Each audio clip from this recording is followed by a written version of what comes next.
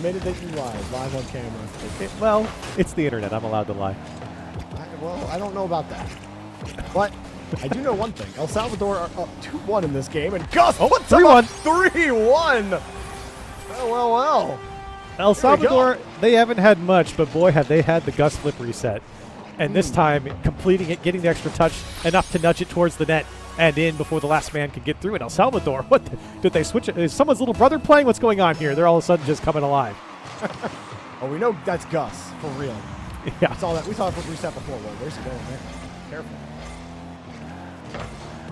Kel was looking like me right there against you, where you're not going for the ball at all, and I still just dive and miss. Hard hit. That's coming straight back to Roleg. Can't put it on target. Denied anyway. Kel taking the time, taking the space, taking the double. One. Almost, but taken away. And guess who's downfield? Apollo. Whoa, but he's not going to get there. He had no boost. Rebound. Where in the world is he going? What's happening? What? How is Trinidad about to score this? He's got no boost. Somehow El Salvador get back, but Trinidad, my goodness, a disaster defensively, and El Salvador, or maybe even worse offensively, not putting that one away. But Avestris, can he put this one down? Follow-ups there. It's Gus. Can he get a second touch? Apollo looming, waiting, seeing how this one comes out, and finally does go, but options limited here. Follow-up is there, and Gus will find it. What happened to Trinidad's defense? How were they not in front of this? Well, Gus, all him. Well, actually, no. Oh, Miffham. He fakes the challenge versus Apollo and thinks he can just run down to the ground and dribble that ball out. But their second man, Gus, was all over it. Identified immediately and knew that he could dust him, and El Salvador run away with this with 2 minutes to go.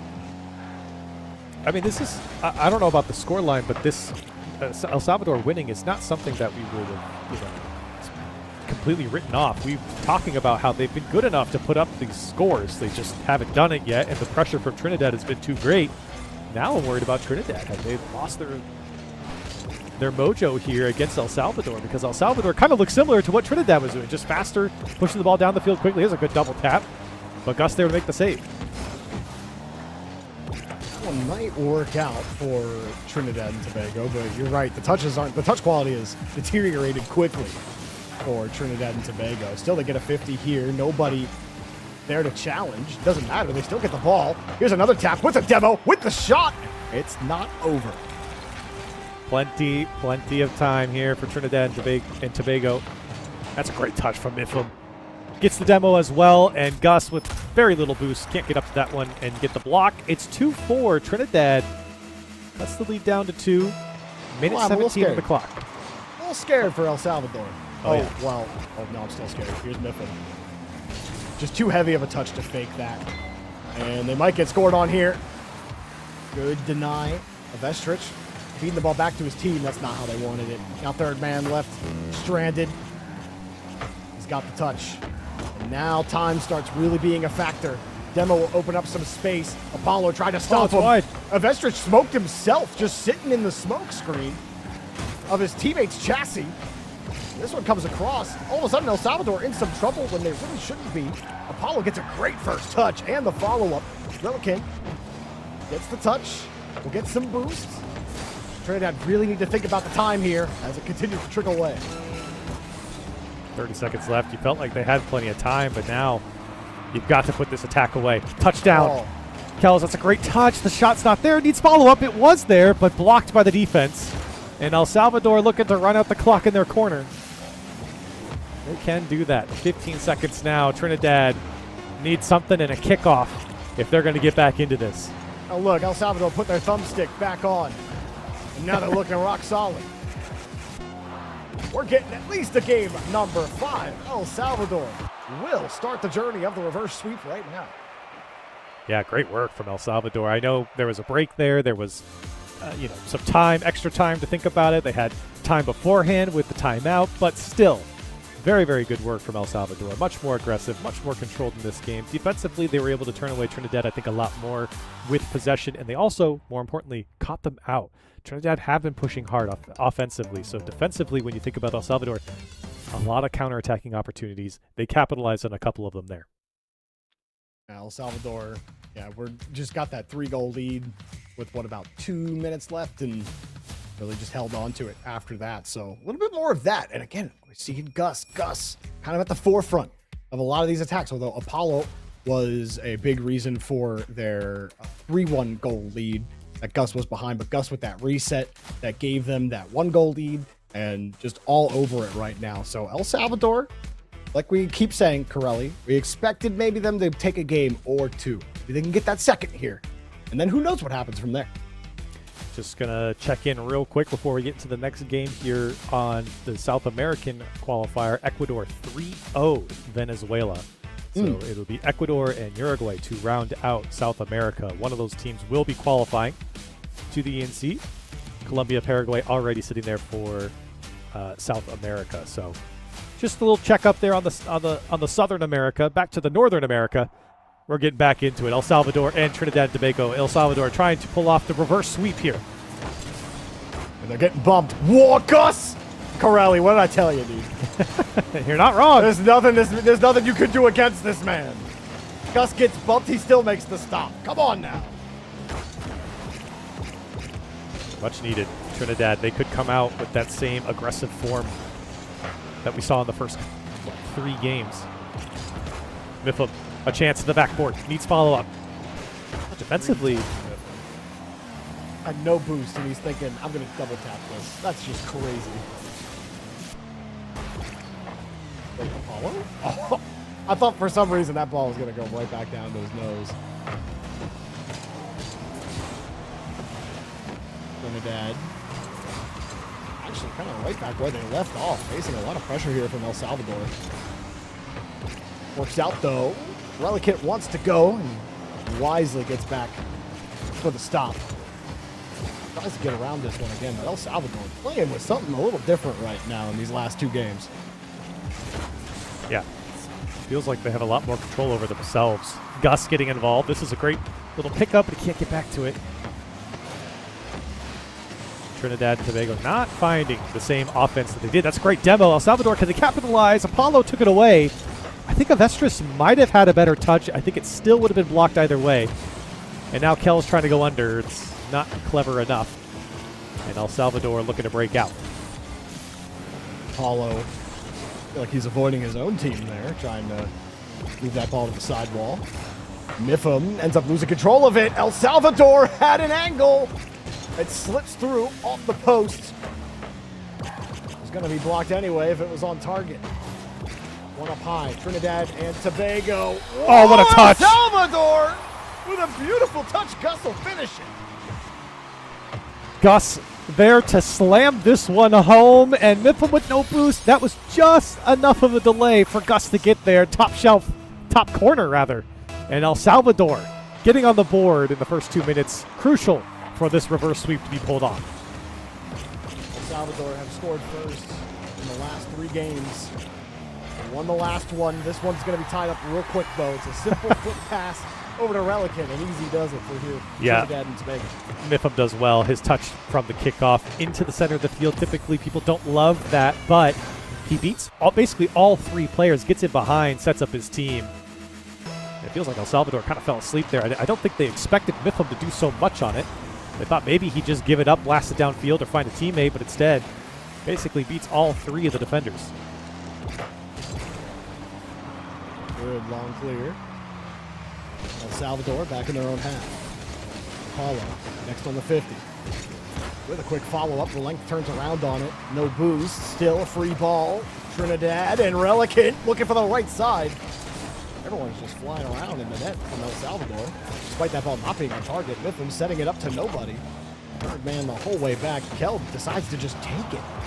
I didn't try to play that ball back to the corner, go get himself some boost. Instead, now they're getting dunked. El Salvador trying to take advantage of it. Kel getting harassed from behind. Gus runs into his own teammate, almost pull shot Apollo into the net. Instead, Trinidad and Tobago, they get away with it. That's a great clear from Avestris, too. I mean, Trinidad really ramping up there. And even with no boost, just getting that one out. It's better to be a factor defensively with no boost than to just sit there and hope for them to shoot it at you. That's a great dunk. But El Salvador's there, and A much closer game. You can kind of feel this one, meaning a lot more. Obviously, El Salvador don't want to keep playing more series. They want to stay in this one, but they're going to need another goal if they're going to do that. Touch. Soft. It got through one. Trinidad's touches. Be tightened up a little bit. Kel with only 11 boost finds a pass back. Kel looking for a bump, but there's some hesitation from Trinidad. They're going for the all-in play, and then they don't go all in. There's a lot of hesitancy. Keep the ball for now with the catch. Looking for a bump or a pass or something to get a free shot. Here it comes. Wide of the net. Yeah, nothing was on net there, and everyone got a touch on it. Now El Salvador, that's a great challenge. Top ball. Kel's can I get the touch? They do, and Gus was crashing the net. Scary proposition for Trinidad. But it feels like El Salvador definitely getting, more and more opportunities, whether it may be coming from an own goal. Gus with a flip reset, another touch, setting up his teammate. Apollo's there, but Trinidad jump in front. 30 seconds left on the clock, and El Salvador knocking on the door. Trinidad, though, they get another clear. Tried to pre-flip back into it. Mifflin was playing a hopeful angle. Now he's got to get back to this 50 from the corner, and he just gets a piece of it, giving a free ball out to Kel. Kel, downfield. He's got Mifflin downfield. And Apollo, not a good touch for El Salvador. They get some help. They were under some pressure and still facing some more. Relican, a pop-up. El Salvador are ready here at the end of regulation. Mifflin, up high. Not on target at all. It's right into El Salvador's defense. Still getting a bump. Shot on target. Oh, my God. Oh, baby. Relican ends El Salvador. Trinidad and Tobago with the win qualifying for the Esports Nations Cup. And Apollo was there too, and he got bumped out of the way. Trinidad taking it down, but El Salvador heartbreak in this game. That's not the first time they've given up a goal in 0-second time. Painful. El Salvador's not out. They go down to the lower bracket, but like you said, Jorby, Trinidad moving on and qualified. What a way to end that. El Salvador, great effort at the end of that series. Unfortunately, it was just too little too late. Trinidad and Tobago, as we look at the bracket, qualify for the Esports Nations Cup. They are moving on. And Corelli, you said it, El Salvador not eliminated just yet. They get one more chance. They will be playing against Dominican Republic for the honor of playing against Jamaica for that qualifying match in the lower bracket. Yeah, it should be a good game. I mean, we don't know too much about like Dominican Republic or Jamaica. We haven't seen them here, but Jamaica have been throttling the teams they've been playing, and Dominican Republic been waiting in that lower bracket semifinal for a while now to see who they're going to play. They know now it's El Salvador. It's a long road now. You know, like we said, there's a lot of pressure when you come up in the upper bracket to qualify there because you know your day just gets so much longer. It's 2 more series for El Salvador for them to get through and qualify. So we'll see if they can do it between Dominican Republic and Jamaica. Well, I believe we're going to be going back to South America to watch that Uruguay match for them, to see them qualify for the Esports Nations Cup. We'll have that match and the last match in North America up after the break, so don't go anywhere. We'll be right back. Blow this up and hit the mic drop.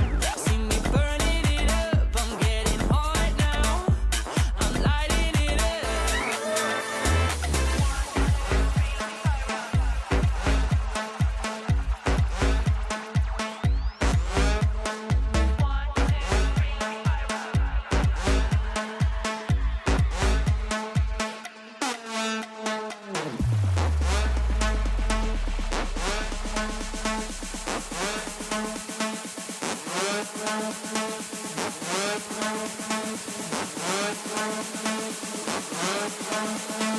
two, three, let me fire up.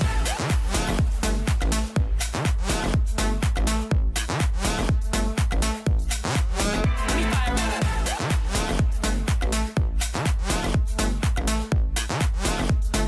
One, two, three, let me fire up.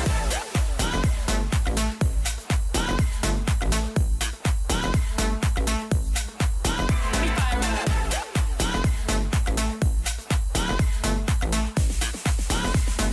One, two, three, let me fire up.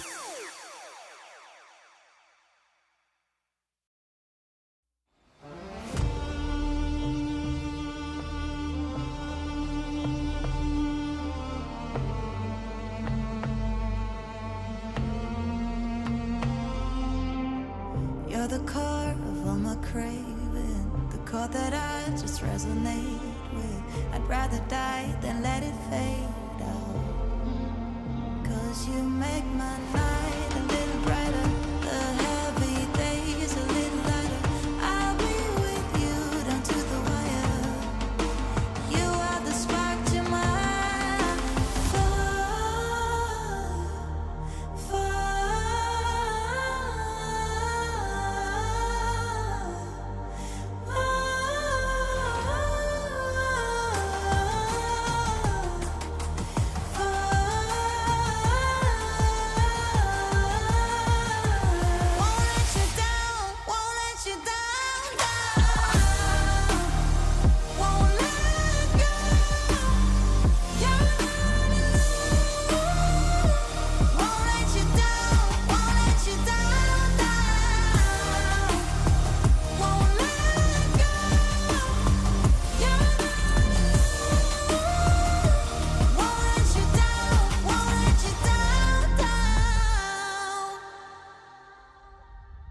It cuts deep when you're gone, and I can't sleep 'cause my head song is keeping me awake, keeping me awake. You make my night a little brighter, the heavy days a little lighter. I'll be with you down to the wire. You are the spark to my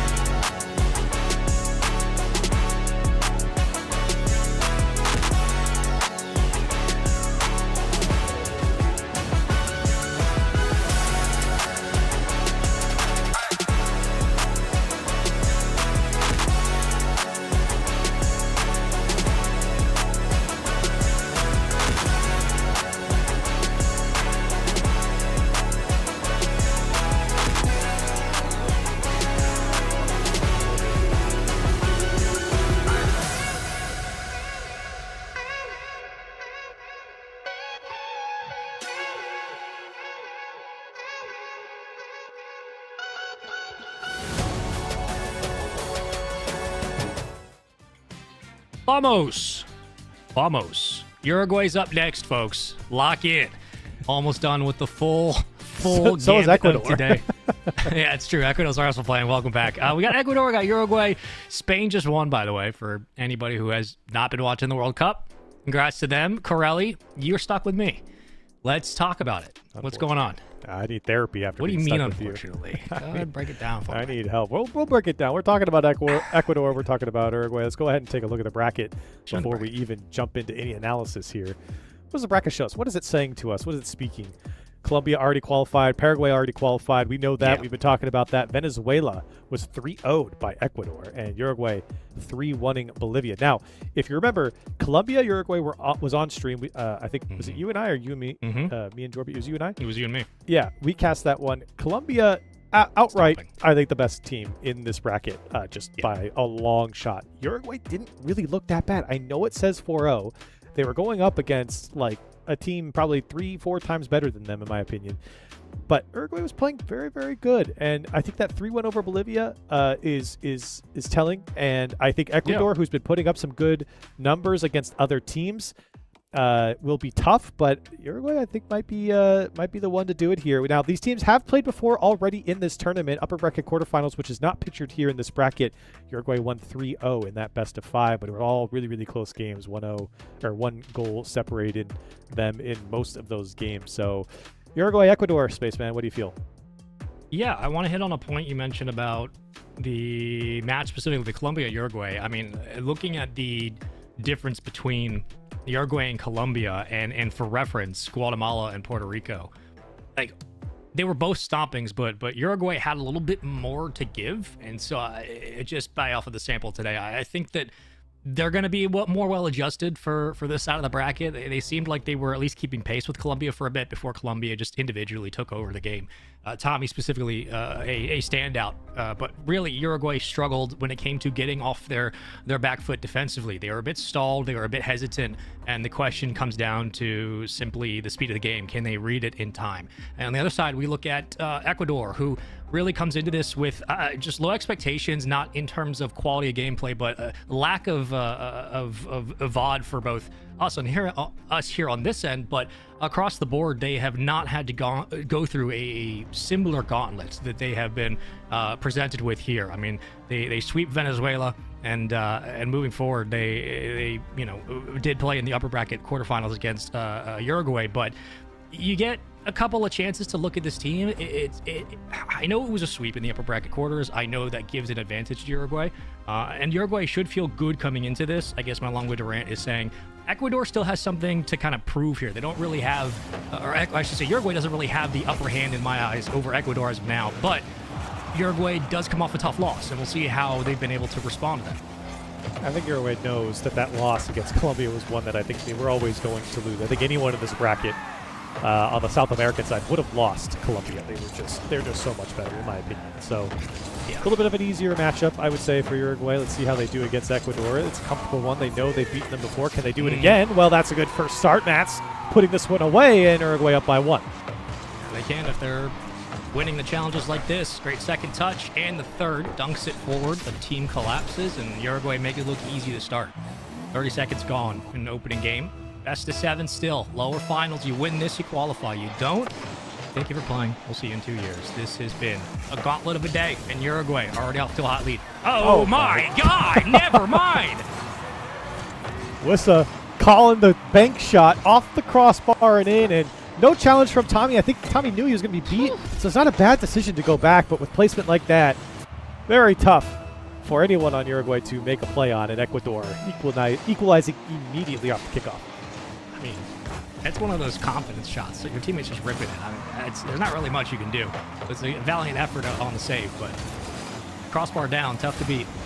Defense does escape. Numbers start to trickle back. Ecuador will commit again.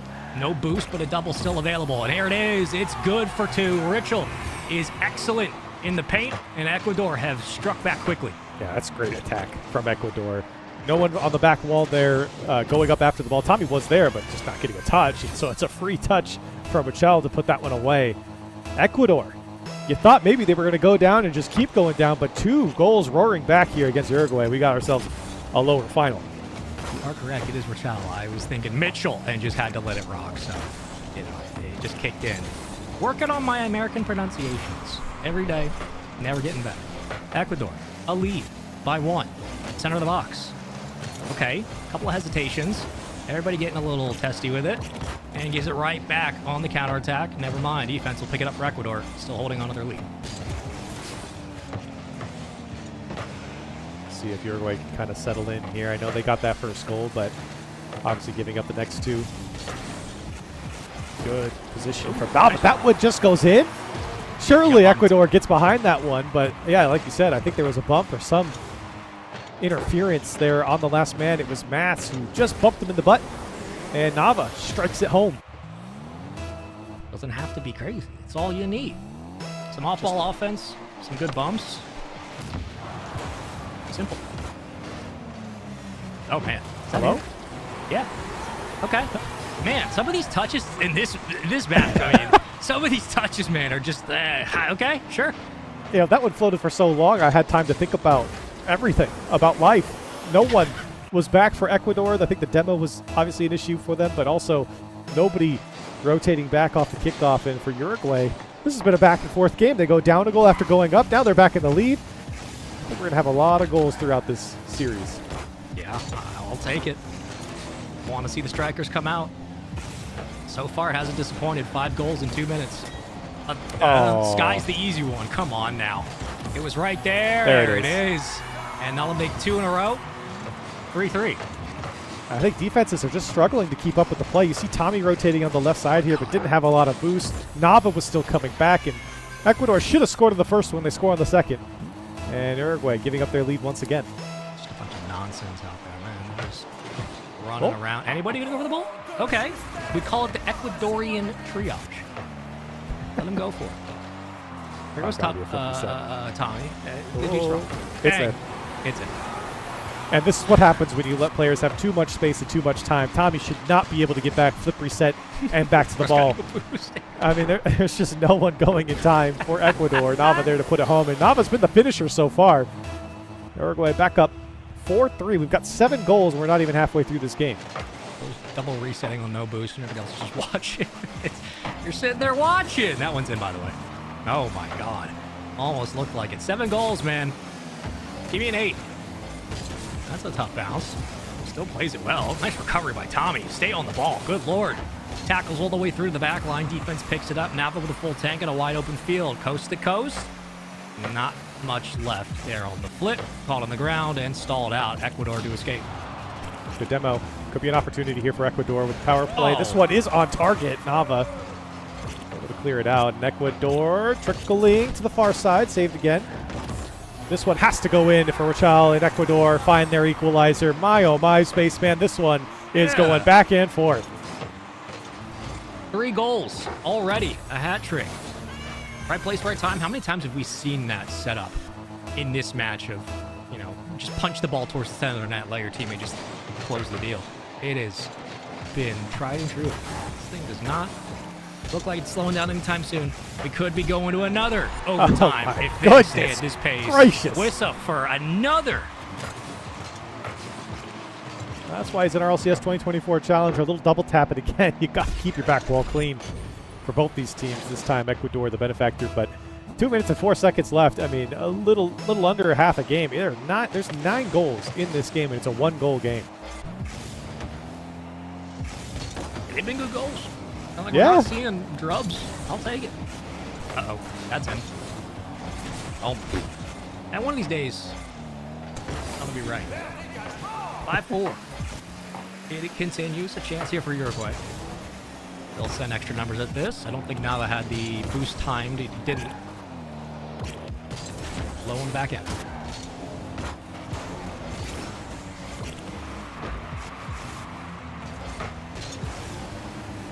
Lots of time. Minute and a half here for Uruguay, and you know they're going to at least get one more decent chance. Another look at it. It could be right here. Nava's already up. Trying to dunk this one through. It was dangerous, but not on target. Demo comes out on Ecuador.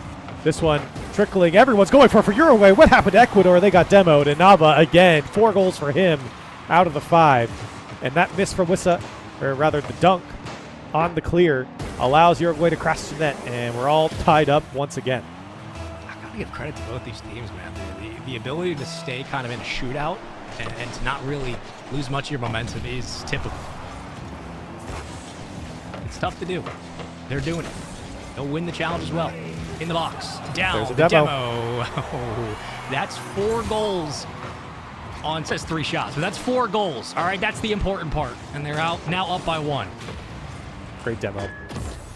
And back and forth we go. I mean, how many lead changes have we had? 4, 5? This is number 7. Quite a few. I mean, legitimately, I think. I don't think you don't see too many lead changes in Rocket League. I mean, we've seen quite a bit here. That one. Nava very slowly coming after that one. This one's got to be put away from the defense. Wissa does a good job of dunking this one. Nava with no boost. Demo's coming out. Still dangerous, but no follow-up for Uruguay. They need something. That's a pinch.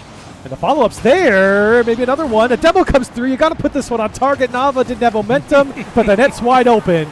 Nava gets credit, his 5th. 1,000 points for him. And a 6-6 scoreline with 32 seconds left. Yeah, that's just get the ball in front of you, man. Just make sure you point it towards the net. We might be looking at 7-7 before OT comes up. Just ridiculous game 1 between these two teams on a qualifying match, no doubt. Lower finals has not disappointed. Still a best of 7. And it's not slowing down. It's a wide open net. Just put it on target. Not going to happen. The spawn's there and a chance for a counterattack for Ecuador. Yeah, just can't hang on to it, but a good dunk locking Uruguay in. My goodness, that was a dangerous way to handle that, Tommy. Maybe an opportunity for Ecuador. Can they get this one on target? Can they turn this one around? Lots of boost. Giomar trying to knock this one down. It might have been flicked on into the net. But overtime we go. It will take a 7th goal to separate these teams. How are we getting it? What's the prediction? Double tap down, trickling in front of the net, and then just crashing the net score. Okay. I like those odds. Open field. 4 goals. Mitchell's been excellent. Giomar just sends it on its way. Trading possession, back into the hands of Uruguay. Already in the net, looking for the double. Cleared away, and Ecuador understand that backboard has to be cleared. Oh, it's a great pass. That's a tough pass. That's a better read. Backboard again. Not this time. Great from Ecuador to keep that back wall clean. Uruguay were really trying to take advantage of it. That's a shame on the backflip. Could have flicked that one on and make it quite dangerous for that Ecuador defense. 1 minute into overtime. Tommy, demoed. His teammate Matt's there to flick this one downfield and at least keep the danger away from the net. Uruguay looking for the bump, doesn't find it. Can they put something together here? Shot, Mass. Not on target. Ecuador just trying to win a couple challenges to break out. They do, and he wins the lane as well. So it's open, you get that midfield grab, you can sit relatively parked on the right side. Playing good defense on the back end. Uruguay still sending the house, though. They're putting 2 up at a time. As soon as they get a look, they're going. You have to win this one outright if you're Ecuador. Keep it on the ground. Back into the hands of Uruguay.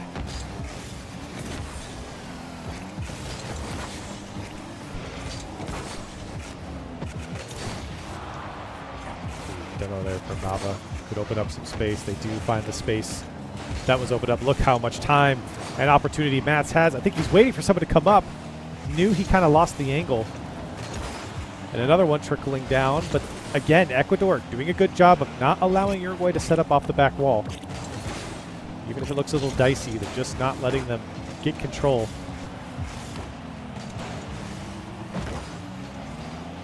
Is it in?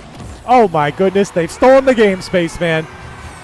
They've stolen the game out of nowhere. Nava gets his pocket picked, and Rachal just comes in so quickly. I don't know if Matt's backflipped or bailed on the tack. Tommy can't get back in time. And a 7th goal is finally dropped. Ecuador taking game 1. I mean, if you want to see offenses between these two teams, you were hoping for a high-scoring series. You're right, Crowley. We were, I think it was like 2-2, 3-3, and you're like, this is going to be a high-scoring one. Yeah, it just didn't stop. Ecuador, Rachel, that was goal number 5 in that game. Just 5 goals on basically 5 from the field is just ridiculous. I don't think that'll be the minimum for the series moving forward, but it's clear that both of these offenses are capable of stepping up and making plays, which is different for today. I mean, we've seen some high-scoring games, sure, but it was usually mismatched. This time, it feels like we're really getting a bunch of strikers who know what they're doing. Yeah, I mean, these guys just can't stop scoring on each other. I'm curious if the rest of these games will be similar to that, or if it was just a one-game burst and they slow down a little bit, maybe a 3-4 type of game, 3-2. But still, very, very good from both ends offensively. I think defensively, you could see in that overtime things got a little dicey. It's a shame that actually that was the way that game ended, because Uruguay was playing so well offensively. I think they know that. I think that's what I'd be saying to my team right now. Giving up a goal like that is not something that you would have expected with the caliber of goals we saw beforehand, which we saw like 13 of them that were much better. So I think for Ecuador, happy to see that one drop, but for Uruguay, they know they can pull this one out. Just keep it consistent. That's all I ask. I don't care how deep this series goes or how crazy it gets. If we get those offenses firing on all cylinders like we have, I am in for a very good time. This will be our second to last match of the day. For Uruguay, Ecuador, obviously, a lot on the line, man. You qualify here. You get a chance to breathe knowing that the tournament's coming up in a couple months, but to qualify for a Nations Cup, this is the closest, I want to say, that like we've had really to like an esports Olympics.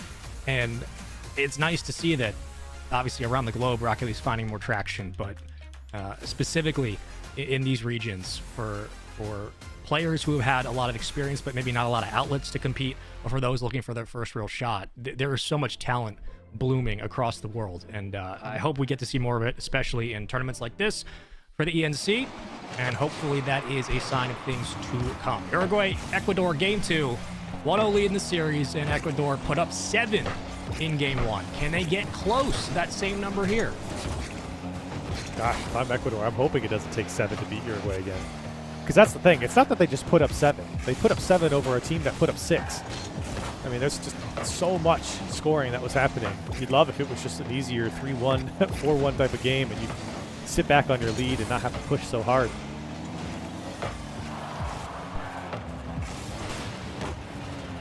Look how quick the defense was there to meet it. Tommy, good recovery on the side wall. Still in the hands of Ecuador. And they'll go for the challenge on this. Both teams double commit. Ball essentially moves 2 feet upward and then gets sent right back into the other half. So a lot of midfield contests to start. Couple of pokes, couple of prods, but other than that, a quiet affair here in Game 2. No flip reset for the child, but shot is off target. Tommy was there. The affair of scoring has slowed down, at least not on the same pace as it was in the previous game, but that's to be expected. Tough to put up 13 goals every single game, but they will get one. Geomar wants to make their name known, and as they score their first, Ecuador up by 1. Difference between teams today who are struggling to get that second man in position to get rebounds and teams who are always ready to put something back. It is night and day for the best of it, and for those who are still learning. It's just been consistent. Ecuador and Uruguay both so good at playing the rebound and putting away a bit errant shots, goals that should otherwise be on target. Another chance again where Ecuador capitalized and just have somebody in position to find that goal. Let's see what Uruguay can do. There were a few kickoff goals in the last game. Not going to find as many here, obviously. So Uruguay, that's a great pass over, but not a lot of boost on Tommy. Tried to get through one. Doesn't get to the backboard cleanly, and that was something that Ecuador were doing so well in that overtime, was just keeping that backboard clean. Uruguay love going to the backboard. So you have to be more creative if you're on the Uruguay side. Yeah. What do you have now on the ground? If you can't get those doubles, what are you looking for now? Yeah, on the ground or just through your team. Geomar wants to take this one. Backflips. Double demo comes out. Geomar get there. He does. It's put over the shoulder of the last man. He does. Geomar gets 2. And Ecuador up by 2. And that's just some great team play You can see the last man just stopping in his tracks, knowing he's beat. Tough to catch up to that one for Mats. Just good awareness, good situational read. It's like a third of a Zen shot, man. It's great. It gets in. It does the job. Full boost. Nava trying to redirect it. Gets it center. And again, Ecuador take the ball away and waste no time getting downfield and holding on. It seems like, at least the start, Uruguay not having, obviously, the same backboard access they had in Game 1, but defensively, much more stalled, much more reserved, playing solo ball as they wait to see what the offense can do. Doesn't really feel like Uruguay has the same gusto that they had. 0 shots you're looking at, Matt. 0s across the board. 1 shot on Tommy and 0 shots on Nava, who had been their shooter. Not necessarily always scoring, though he certainly put up a few, but just being the one to evoke the shot initially. They have 1 shot so far after putting up 6 goals in the last game. That's nuts. I mean, it's just credit to the offense of Ecuador. I mean, how quickly they're getting to these reads. They're cutting down everything that Uruguay usually would have open, especially on the ground. Little extension here. Still a bit dangerous. Alive for Uruguay. They're going to go for it. But nobody else gets tangled up in rotation. Nava's able to escape, but had nothing on the sidewall to give. Oh, gotta it's be a goal. open, and there's the chance and the shot they were looking for. It was a bit sloppy on the rotation, but in the end, the second effort from everybody really paid dividends. It had to be. It had to be a goal here. This was their opportunity. The missed touch coming off the back wall comes straight out to your shooter in shooting position, expecting this one. Best case scenario, comes out straight to the front of his car. You have to put that one away, and Uruguay do just that. That's a tough goal, man. That is, we talk about, obviously, first points are the most important. On how goals are weighted the same kind of thing here. That is just a tough teamwork goal. Maybe it is enough to create some resistance against Ecuador and force them to respect you a little bit more on that back wall. So far, they haven't faltered. This time, though, they do stay on point. Tommy going to go ahead and sky it. Plays it. Nice read. And right back into the box. Cleared away. The dump upfield and the bump to secure it. Yeah, a little lazy there from Ecuador coming back. Wissa not the best clear. I think Rochelle was doing the right thing and trying to get the demo with no boost. The last man having to dodge the demo, but for Ecuador, very poor on that clear is what spelled disaster. 2-2, 39 seconds left. Uruguay, who have been a little uninspired throughout this game, fighting back and maybe getting a kickoff goal here. Tommy going for the bump. Wissa does well again to turn this one away. This is a team that scored these 2 goals, almost a third, on less than 30 boost. Like, they have not had a whole lot at midfield. They're still converting. And that's in contrast to Ecuador's nearly endless supply of resources in the last 2 minutes. Gotta wonder if Ecuador is starting to feel the pressure. There it is. Never mind. They're not at all. They're just better. And it's so tough from a defensive position here. You see Nava played this one in. Great first touch from Wissa. That last man, Tommy, he's just got to go. It's an easy beat for Wissa with 10 seconds left. Ecuador looking to take game 2. That's a big time finish right there. That takeaway is brutal. Still time on the clock. Still a chance. But again, boost management.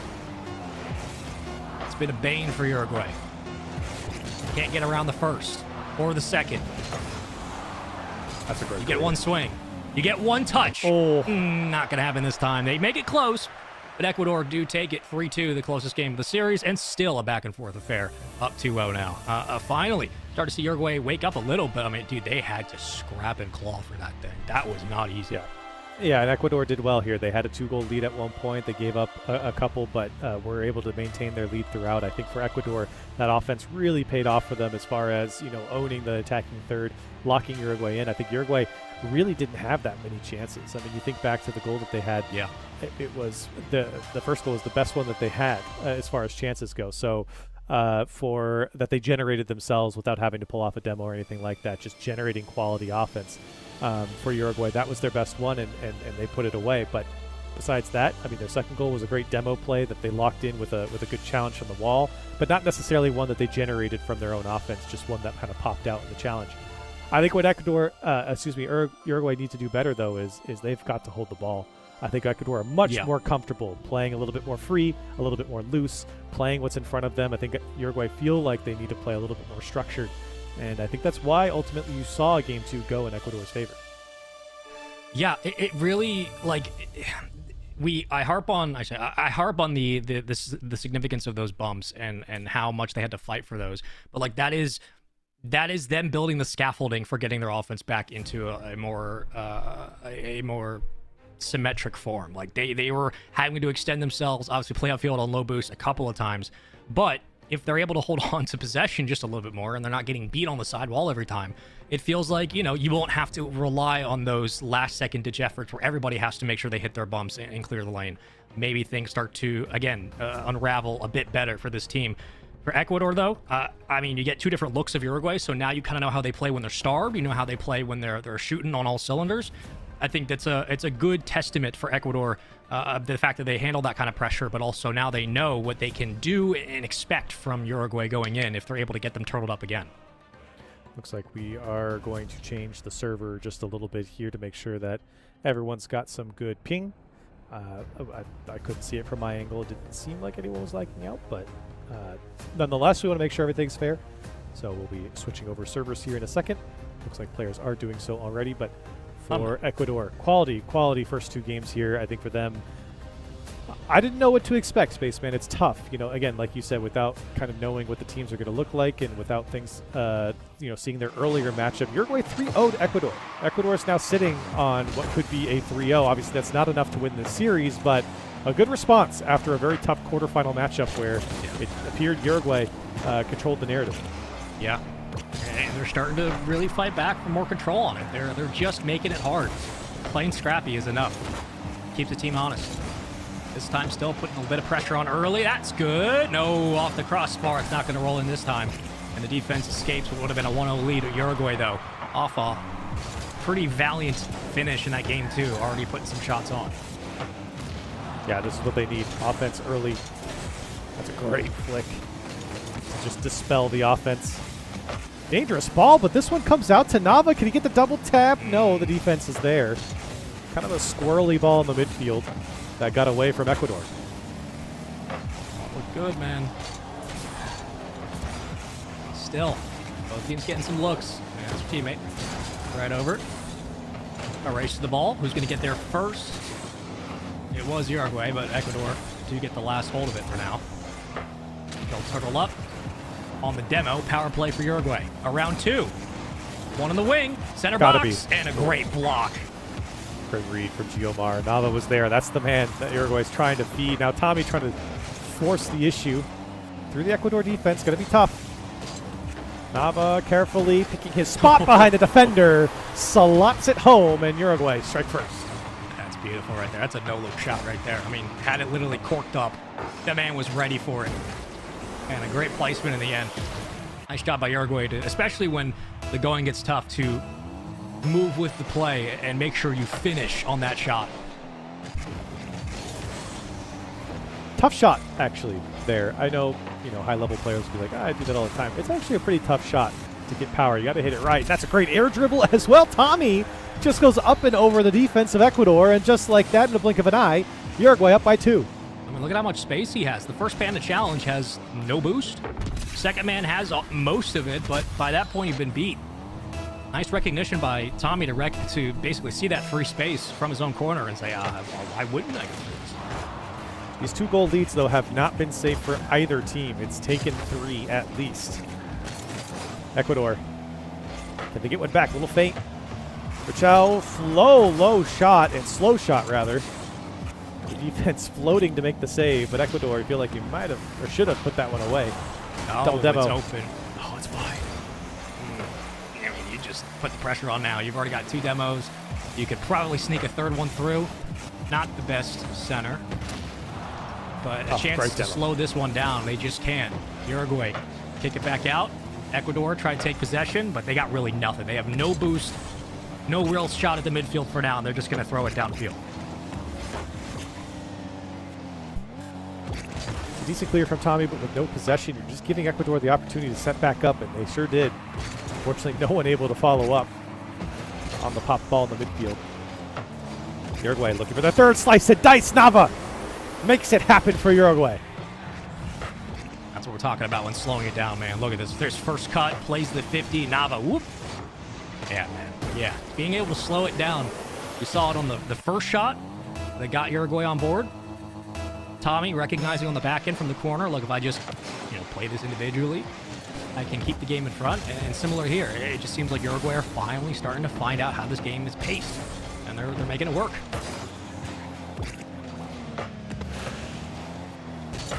Good Lord.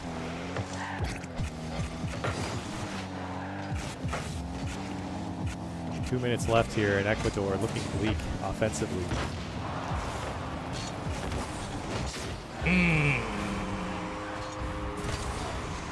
Maths doing well to put this one away, but my goodness, Ecuador, nothing to show. Another great shot. Going right to left with it. And for Uruguay, I mean, it's just par for the course. Their last 3 goals have been very, very similar. They're doing well here and fighting back in this series. Ecuador have been comfortable up until this point, but now Uruguay making a statement. Ecuador's going to need one. Did they get one? No, Nava there to prevent any sort of comeback attempt. This one does squirt out to the midfield, and the follow-up was there, but I think there was miscommunication. Now Nava, he's got a little bit of boost. Flip reset to toe, and defense good enough to push him wide. You take away that game one, just the salvo itself, and you look at the fact that Uruguay were boost starved for most of game 2. It's still an advantage for Ecuador and a bonus to their gameplay. But you can make an argument that Uruguay, halfway through game 2, and started to figure it out, and since then has been the better team. They have started to find their rhythm with not a whole lot in the tank. They come into this game, and they just dominate. I mean, they're making it look like what Ecuador did in game 2, but even better. They're just hitting their shots. They're hitting their positions. This team looks really good right now. Yeah, I mean, this is similar to their form in game 1. It's just that Ecuador's not matching it. Yeah. Uruguay were scoring without really thinking about it too much. And here in this game, very similar. So he's really just getting a repeat of game 1's performance without Ecuador fighting back. You gotta put up a hand. Maths is dropping it on your head. Look at this placement. Oh my God.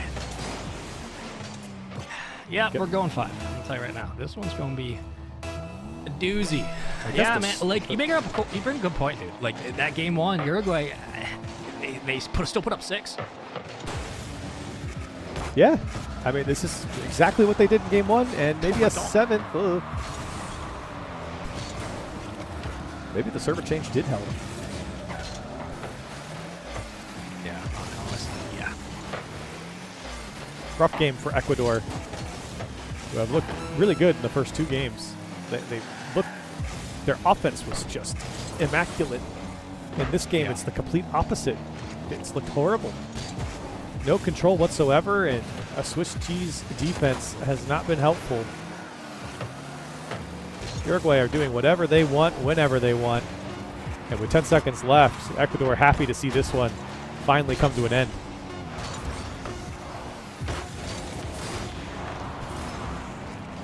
We've seen a whole spectrum of offense from Uruguay. We've seen a whole spectrum from Ecuador.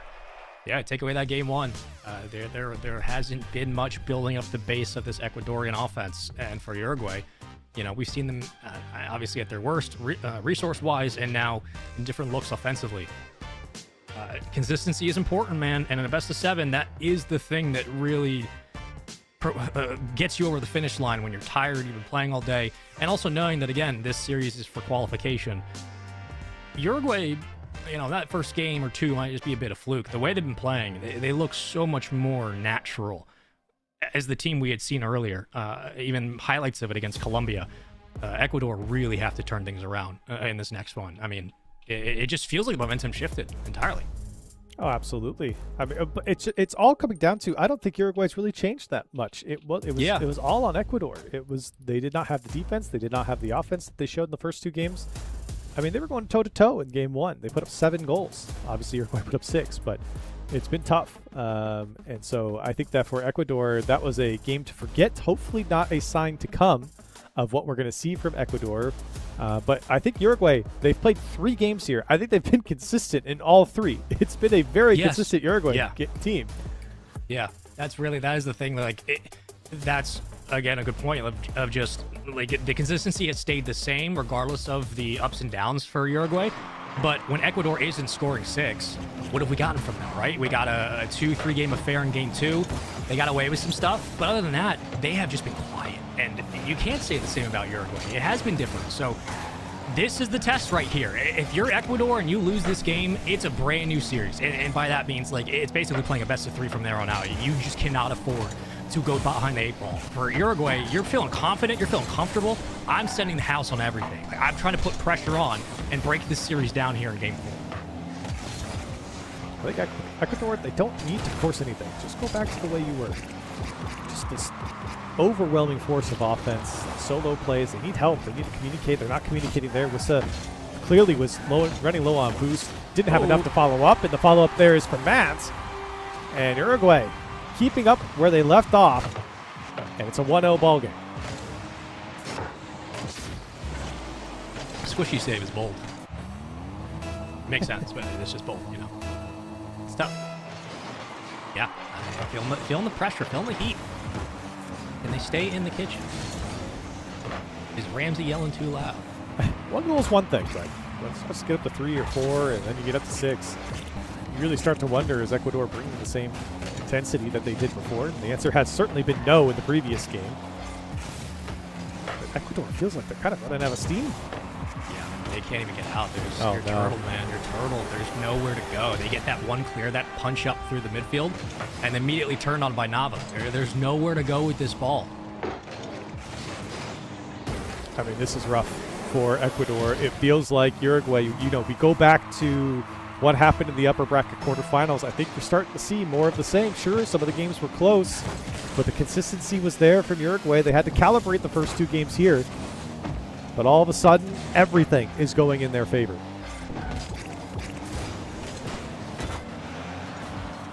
Some updates on the back end, of course. Dominican Republic takes down their opponent. Jamaica sweeps through Guatemala. Oh my goodness gracious. So that one is, there's not much you can do. Yeah, Man's bounce. That one coming off a defender who's trying to make the play. It came faster than he expected. That's why it flicks into his net. That's tough. That's all I could say. It's a tough one.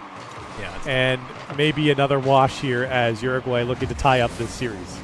Have they had a shot yet? Like, genuinely. This is one of their first real looks downfield. That doesn't register either. You have one shot from Wissa, and across the board, it just has felt like, it has been a complete rout for Uruguay. They have not stopped. Now, finally, some orange members of this Ecuadorian team do see the blue side of the field, and they stay up here. So far, the answer is no. They're getting beat. Oh, but that is on target. That is a backbreaker of a goal. Got to put it away.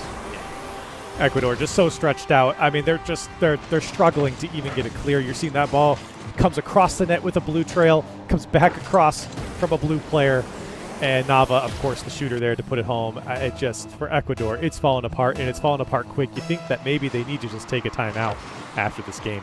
Oh, yeah. I mean, at what point? I mean, yeah, it's like, what other situation would call for it other than this, where you've been shut out essentially in the last game? It's been a complete 180 from game 2, which was the last time we really saw them have control.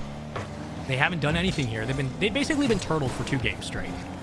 If you don't call a timeout here, that's malpractice. What do we do? It's almost abusive. Like, you let need to these just players stop. breathe. I mean, I don't even think you need to say anything. Just take a breath. Yeah. Relax for a second. The skill's there. We know that the pace is there. That's great. There it is. That's a great shot from Giomar. And we've been saying his name more and more. You know, the previous 2 games he's been putting away some shots. He didn't in the first game, but coming alive here, keeping his team in it. 2 minutes is enough time to get back into it. But as we're saying, I mean, I think Ecuador, they're just really starting to break down. They've got to find their offense, their speed, their technique. They had so much of that in the first game, and it just seemed to fall apart. that like little those second touches, right, where you're extending the play and you're giving a teammate a chance to go for a shot, that was missing. And game number 3, it's been missing all of this game. That's the first time Ecuador has been able to find a look like that. It's what allowed them to put up 7 in game 1 and 3, as they would go on to take game 2. Since then, it has been all Uruguay, non-stop. Gotta be a 2-2 series. 5-1. It's now what? 11 goals in 2 games for this team. I mean, ridiculous. I mean, they're putting up crazy numbers here in these games. They've put up 6, 7, 8, and 14, and then what? They have 5 here, so 19 goals. Sorry, I was looking at the wrong side. As Richarl's going to put one away. I mean, 19 goals for Uruguay through 4 games is pretty strong. Yes, Ecuador gets one here off the kickoff. Okay, you'd love to see that. But you got a long way to dig out here in 1 minute and 34 seconds if you're going to do it.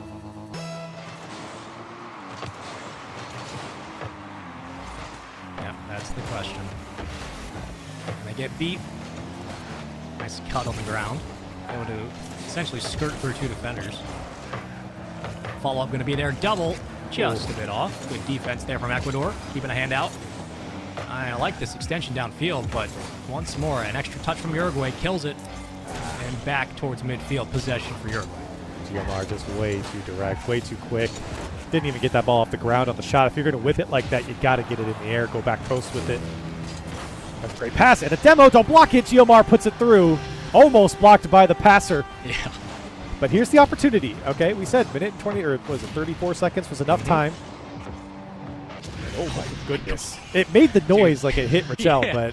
Slam that L trigger as hard as you can, bro. Turn that controller off. Good you got Lord. 20% of the game here. It's enough time. That's a free goal. Oh, no, no. God. That was the free shot they needed. Yeah, that was the look. Oh, they might still have a chance. You just got to fight, man. Got to fight all the way through. That's kind of what Uruguay did in game number 3. Fight through. Still get time ticking off the clock. Downfield. Tough little read ball, there. though. Yeah. They do get Nava backing up. And this is the best chance you're probably going to have to at least keep it on this side. So would expect them to play a little bit more aggressive here. I think they just got to play the second ball a little bit stronger. Uruguay is giving it to him. Nobody's up for this. 2 reserved here in the final 30 seconds. This one does find the back wall. Have to have follow-up. 2 go. They pinch it off the back wall. They got the power, but not the accuracy. And Wissa just hoping that this one drops in a kickoff goal to boot, but not going to happen. Uruguay going to tie up this series. All right. Got ourselves a bit of a game here. Ecuador starting to wake up. Hey, almost. 5-3 final score for game number 4. Uruguay tying it up 2 apiece. And look, I think the best sign for Ecuador is that they woke up. They just straight up, they're able to start putting some points on the board. It doesn't have to be pretty. It doesn't have to be the best shots. It's just prove to us that you are capable of putting the ball in the net. And if you are, all of a sudden we got a brand new series. We're tied 2-2. But, you know, it feels like Uruguay is still there, kind of controlled the game all the way throughout. They're up at 1.51 if memory serves. So obviously crunch time goal is a bit different. Uruguay looking comfortable. How are we feeling about Ecuador at this point? Is it still jury's out, or are you confident with Uruguay's position? Still jury's out. I mean, they mounted a minor comeback, but they still lost by 2 goals. So, sure, they found a little bit of offense. The kickoffs, I think they're a little cheeky on the kickoffs. I do think they're finding some good space there. There's a couple of them that could have gone in for them that didn't. But you're looking at a team that's put up 13 goals to the 19 of Uruguay throughout this series. I mean, this is a high-scoring series. You know, I mean, they've only had 1 game, Ecuador, where they've allowed less than 5 goals. So yeah, for Ecuador, and they've won 2 of those. So for Ecuador, you know that you're going to have to put up some numbers here, or just shut down Uruguay and make it kind of a drag-out type of match. But I just don't think that's going to happen. Uruguay's been putting up basically an average of 4.5 goals a game.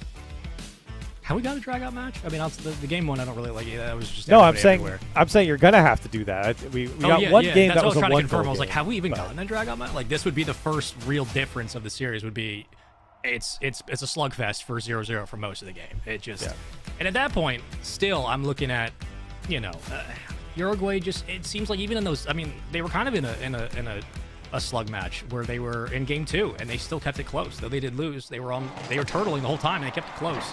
I still think I'm favoring them if we do get to that point. And I just will say in the North American qualifier, El Salvador did fall to Dominican Republic 3-0.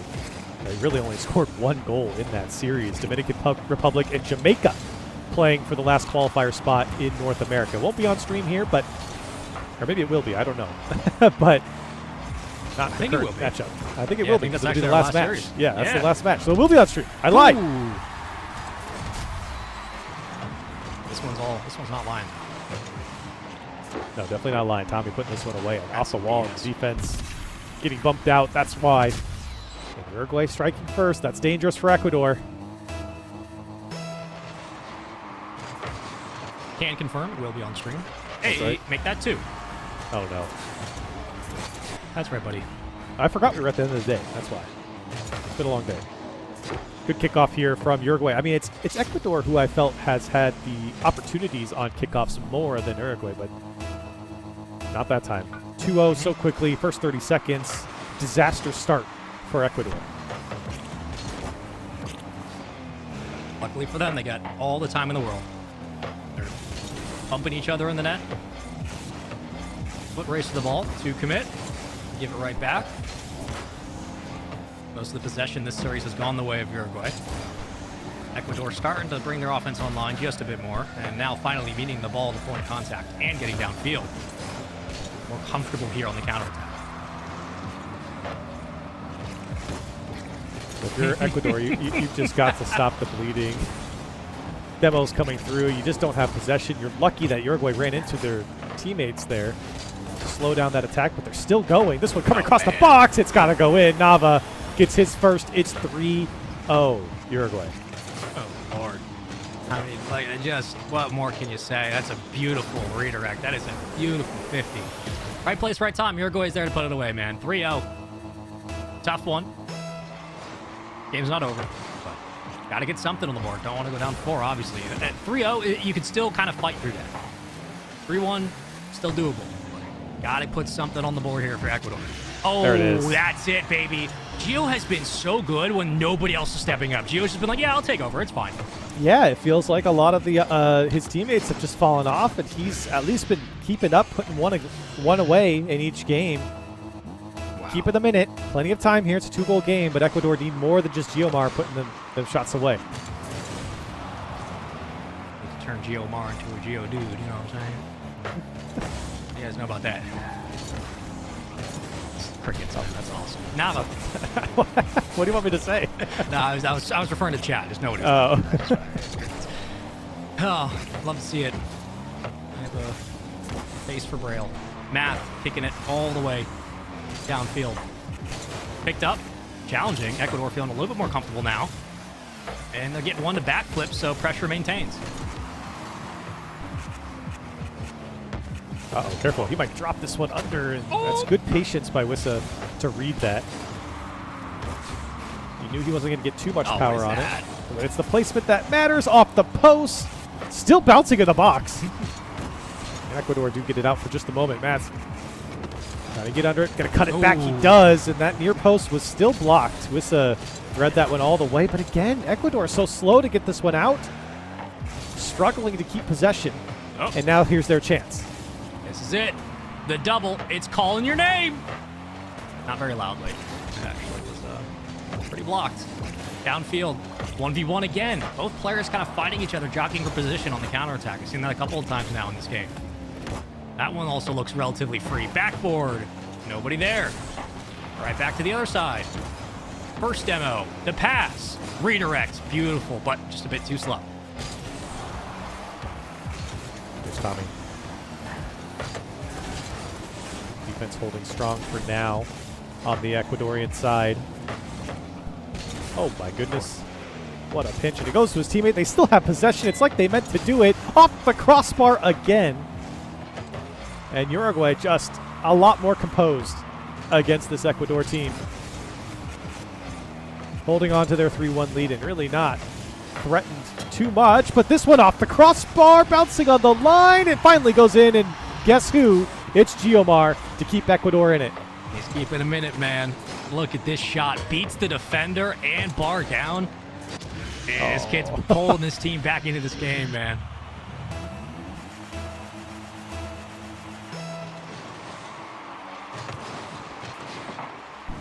They're going to do it. Certainly enough time to do it. Almost. Oh, they got to be careful. Everyone was up for that. Nava on no. target. The demo assures the goal. That'll happen there. And I mean, all three of them go. They get the demo as well. Or Uruguay gets the demo on Ecuador on the triple commit. And great shot from Nava on the far post. I mean, it's a disaster for Ecuador. And Uruguay looking to put Ecuador on match point. Ooh, my goodness gracious. The net is wide open to his teammate. It's saved off the crossbar. How in the world? And now they're going back the other way. Look out, Nava. And it's shot right at him. You had everywhere else to pick from. He was already jumping. And Ecuador needed that counterattack. This was not going anywhere. Time goes quickly in the last 60. Double. 5-2. That should be game number 5. That was a brutal way to finish it. Yeah, it's tough. Picked up the full boost there, and you can see Wissa with low boost. Just nothing to catch up to this play with. And the speed at which he hit that double tap, so tough for any defender to get to. 3-goal difference right now, and Ecuador feel like they've just run out of steam. Yeah, outside of Geomar, who else has it been? I mean, we had the 5-game frenzy from Richal in game 1, and after that, it's been quiet. It's been really quiet, man. I mean, we're still talking about how Uruguay haven't really scored under 5 or 6 goals. That's a great point. Other than one game where they scored 2. I mean, it's just the defense for Ecuador not there right now.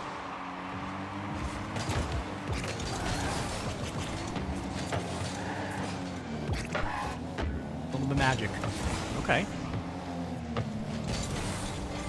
Bit of a different look. But results are the same.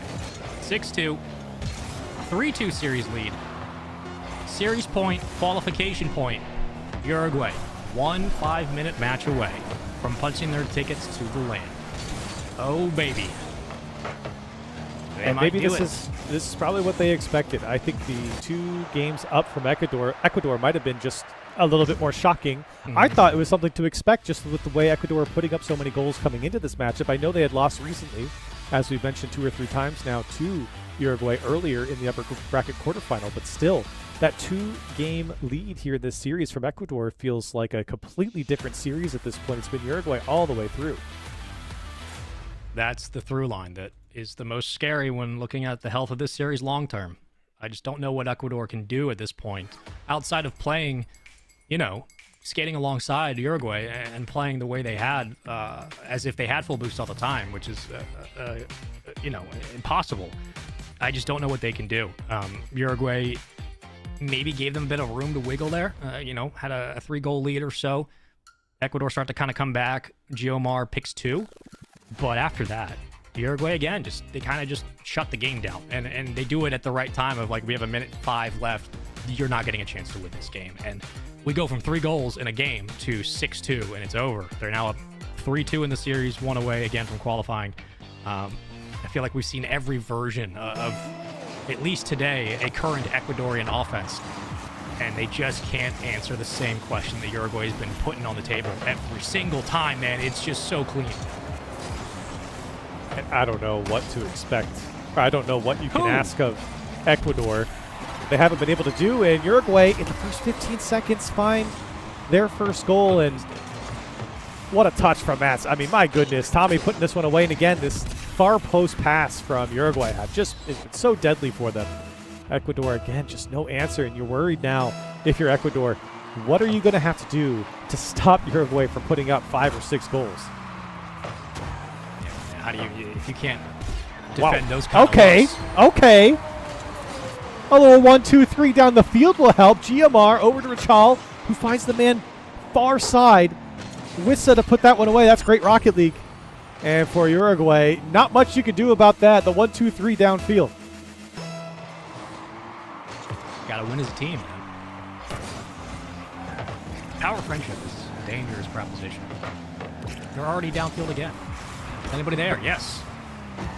But it feels like they're going to have to do that like 3 more times if they're going to win this game. Why not, you know?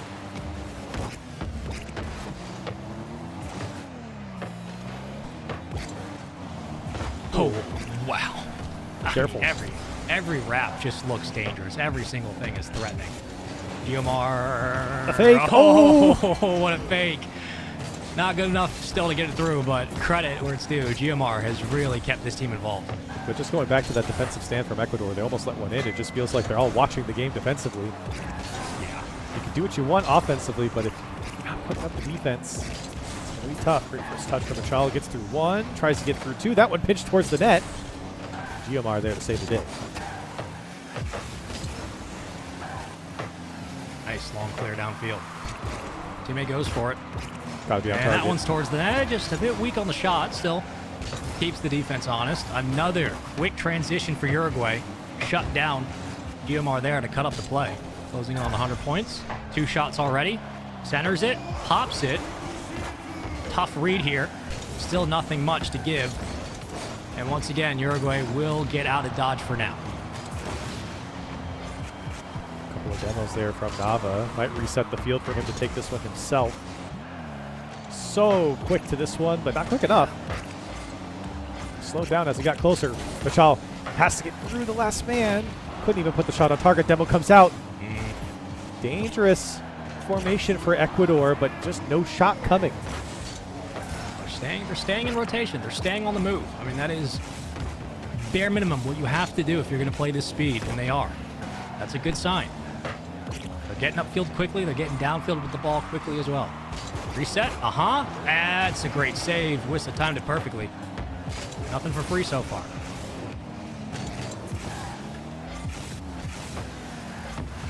This feels like one of those games where Ecuador finally keep Uruguay under 4 or 5 goals, but then lose in a very painful way. Uruguay setting up for their next attack. This one dangerously comes off the corner. Ecuador is there to clear it away. The bump. And just a better read. Not quite there. Right idea. Ecuador, got to be careful. Some of these skying hits, man, defensively. You've given the ball centered for Uruguay to come up and take a shot. This one's open, though. Oh, he did get the flip. Wissa. Oh, what a save. Wow, what a save from Navo. That was huge. And it's a shame he didn't get the flip reset. He would have beaten them had he had the flip reset. Time ticking down, though, and Ecuador in a winning position. Or certainly can win this game. Certainly not down by 4 goals. That's the difference. This feels like a winning position for Ecuador, even though they're not really. Just considering the previous games, it's been so tough. Wissa. He's through 1. Can't pop it over the second. But preventing Uruguay from some clean touches. Nava, he goes past the ball on the flip reset. Never ideal. The grabs on these midfield boosts, the timing Careful. has to be perfect. That one's dangerous, and he just shoves it to the lower right post. It was perfectly set up. A great little extension, but that is all Nava for the finish. I mean, watching that one from Nava's POV, you knew he was at least going to block this one and keep it in play for another shot. So much time and space, and a dangerous ball floating above the net. Ecuador not getting the touches they wanted, and Uruguay take the lead late here. Less than a minute to go. Oh my gosh, it's another one. Oh my goodness. Well, I said it was going to be painful. I didn't think it was going to be this painful. Ecuador off the kickoff just pitches directly to Maz.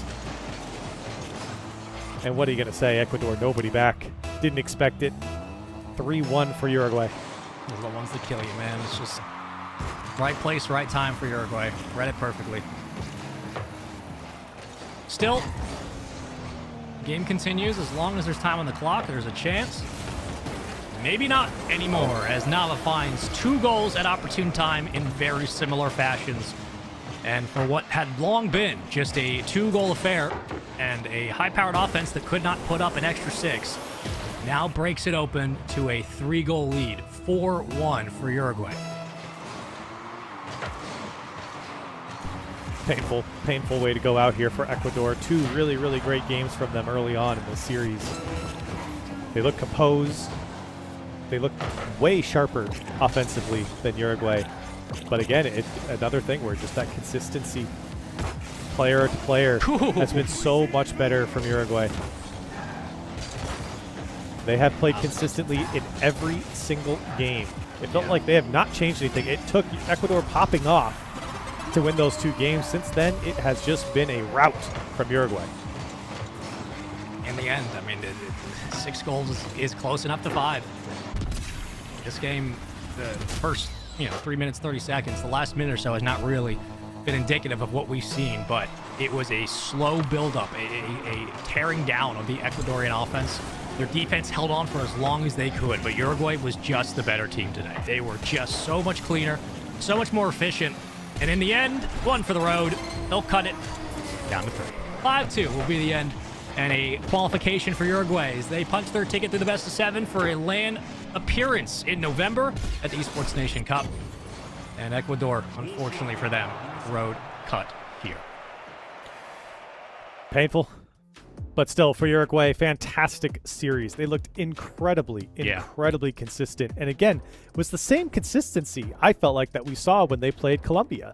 Obviously, Colombia was probably 3 times the better team, but now you're seeing the real strength of Uruguay here against Ecuador. Sure, they dropped a game against Bolivia as well. They dropped 2 here against Ecuador, but they were consistent. Actually, a very rare time where I feel like a team has been consistent in basically all 8 of the games we've seen them play. It's been 10 of the games that we've seen them play. Very, very consistent. Even those losses against Colombia, 3-4 hours ago, consistent in those games. They were playing Colombia very, very close. Colombia is a very good team. Ecuador, super consistent here. Even though in the games they lost, nothing changed for them. I don't think they changed anything throughout that game. They just stayed the course. Yep. That's look, dude. Consistency at the end of the day, man. It's just that is what it's all about. Being able to stay the course, do the quote unquote the right thing at the right time, and you do have to wonder how far can this Uruguay team go. We've seen a lot of teams today, like Puerto Rico, Uruguay, Colombia, who like we see like superstars on the team. And we're like, oh man, like that's a favorite for a reason. So curious to know what Uruguay is thinking after that win and where their mind's at going into this tournament. So without further ado, let's go into an interview with Uruguay and talk to them about that victory in the qualification after we take a look at our bracket and tournament so far. It has been a long one. Colombia, Paraguay, Uruguay, all qualifying, and only one more match remains to cover. But what are you thinking about this one so far? How's that bracket look? Yeah, some strong teams to qualify. I do think we probably got some of the best teams here. Colombia, Uruguay have been really good. We didn't get to see too much from Paraguay against Venezuela, but still, I think a very, very strong showing here for South America, and excited to see how, especially a team like Colombia does. Let's get to that interview. Let's talk with Uruguay specifically about how things went today. A team that looked like they faltered maybe once, and that was it. Hello, welcome in. We have our interview here. I just want to say, first of all, congratulations on qualifying. You guys battled today through, especially this last year is a really tough one, but talk to me. How you feeling? You finally crossed the finish line, get a bit of a breather. How's the team feeling? We were really nervous, especially after losing those first 2 matches. Losing on South America was really heartbreaking, but we managed to reset our mental, and we knew we were better than them. We could win this, and that's what we did. I want to back up just a little bit to your I guess 2 games ago when you played Colombia. We also casted that game, and Colombia, obviously a very, very strong team, have some great players there. I felt like you guys played really well in that series. I know it goes down as a 4-0, but how do you approach a game like that? Obviously, now that you guys are qualified, you're going to be playing teams of the same caliber, if not higher. How are you guys approaching these teams, and how do you keep that consistency when things don't go your way? Of course, Colombia is a great team. Frosty carries he's a pro. Shesfi and Regan are really good players. They are bubble players. We know they are better than us, but we try to not leave them any space, give them uncomfortable. Of course, it didn't show. We lost 4-0, but on the matches that we had, good thing. I think we did some great matches. We lost one like 6-2 or something. We started playing late that game. We were kind of ruined. But yeah, I hope to win and have a rematch again in Arabia. I'm curious for the team overall, and maybe and even just for you specifically, as you guys prep for this LAN. It's a big deal to make it, and for all players, obviously, they want to be able to play in that environment, get that experience. We asked, how do you think you're going to do, and we want to, we always encourage players to say we're going to come in first, and we want to know if you guys think you're going to make the run. But for y'all and for you, in this spot, like, what would be a successful tournament for Uruguay at the Nations Cup? Are you looking for like a top 4 finish? Would that make you guys feel like the things are clicking in the right direction? Well, we were retired. We weren't playing that much. We came back to the game because they called us to play for the national team, and we are trying to pick up the pace, come back to our prime moments, if you say so. And we think, like, realistically, a top 24, 32 is what we're aiming at. If we can get any more, the better, but we would be happy with that. We are already happy with qualifying. We think we're a strong team, and yeah. Yeah, and I want to just zoom out real quickly too. You guys are qualified. It means you guys are going to a LAN, right? Like, this is awesome to represent your country. I think it's a really cool opportunity for anyone that gets to go to a LAN and represent their country. It's so rare that an entire country is rooting for you right now. Talk about going to this LAN, what it means to you, what it means to the team. You just said that you guys were retired, so this is a cool opportunity that you guys get. Yeah, I mean, I never tried to go pro, and this one was like a once-in-a-lifetime opportunity for me. I just started doing this because I like Rocket League. I started playing back in 2018, and I never thought I would be going to a LAN, not even in my wildest dreams. So yeah, it's unbelievable. I started playing with a good friend. I really like him so much because he taught me the game, Mauri. If you're here seeing this, much love. But yeah, it's a dream come true. Dude, first of all, for you and the whole team, congratulations on qualifying for the event. It's a massive deal, and enjoy it. I mean, as us old heads, we say, like, try to enjoy every event you can and really soak it in. Anything you want to say to the supporters, the fans, your team as well? Congratulations on qualifying, and the floor is yours. Can I talk a bit in Spanish? Of course. Yeah. Okay. Nada, vamos a Uruguay, lo dimos todo, pasamos, vamos a ir a Arabia a representar con Mati, vamos a tratar de dar el mejor papel y vamos a Uruguay, vamos a ganar. Awesome. Thanks, Tommy. Appreciate it. And congratulations again. We'll see you in your ad. Congrats, man. Okay. Bye-bye. What a nice guy. What a nice guy. Great He's guy. a good guy right there. I like that guy. Crazy, by the way, that they're like, yeah, we just came out of retirement, opportunity to represent. Dude, that's awesome. They're like, we got the boss call. We're like, I guess we'll just come represent our country and just qualify for the event. What a cool storyline. What a cool storyline. Now I'm Uruguayan. I'm rooting for you. I'm so rejected you. Yeah, I've given up my Hungarian roots. I really hyped for this team. I'm so glad they qualified. And hearing that story, legitimately hearing that story of just like, yeah, I love playing the game. I just didn't think I'd get here. That's awesome. That's so cool, man. Closing thoughts, Jack, before we get ourselves ready for the last match. Yeah, last thoughts. Great work. We do have one more match. I think this was my last one, so appreciate everyone for listening to me yap. I think we've got Dominican Republic and Jamaica. It's going to be you and Jorby. Take it away. So we're going to go to a quick break. When we come back, it's more ENC.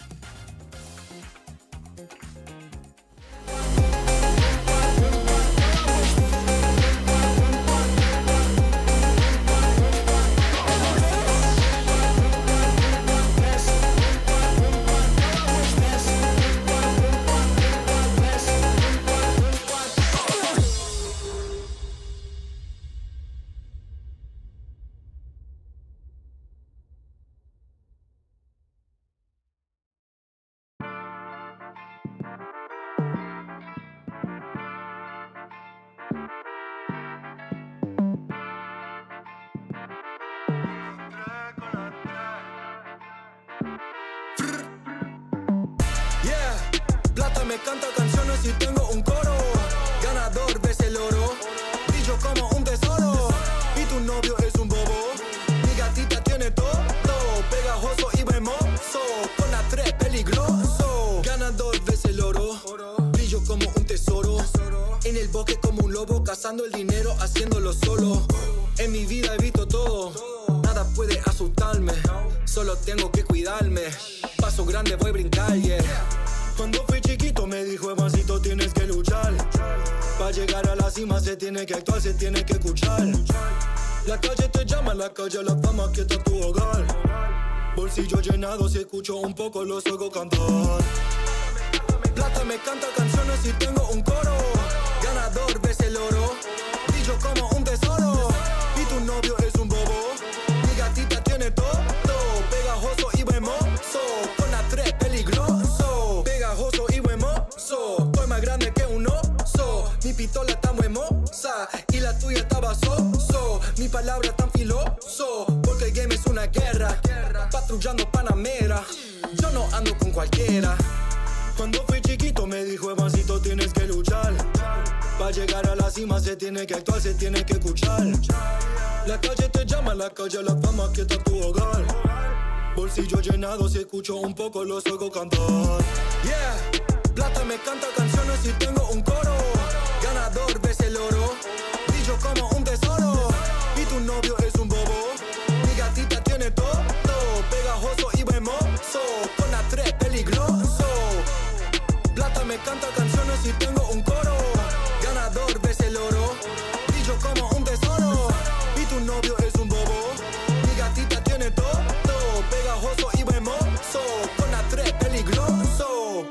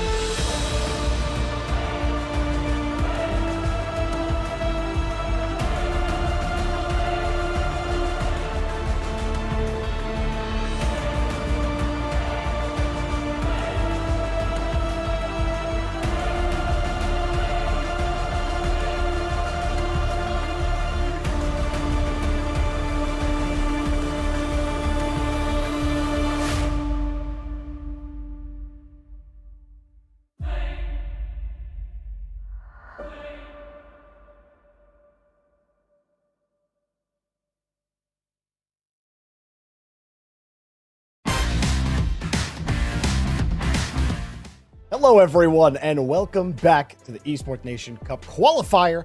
Jorby and Spaceman bringing you the last match of the day. If you've been watching since the start of the stream, well, you either are working or I just don't believe you, because this stream has been live for 20 hours? 20, like close to 20 hours? It's been a long stream. Shout out to everybody on in production making this stream happen. We've had a lot of matches, but we've been focused in on the Americas, Spaceman. So let's take a look at the bracket as we head back to North America after we just finished up South America. We got the Dominican Republic and Jamaica coming up next, but we already had Puerto Rico and Trinidad and Tobago qualify for the Esports Nation Cup 2026, and now it's one spot left here in the lower final.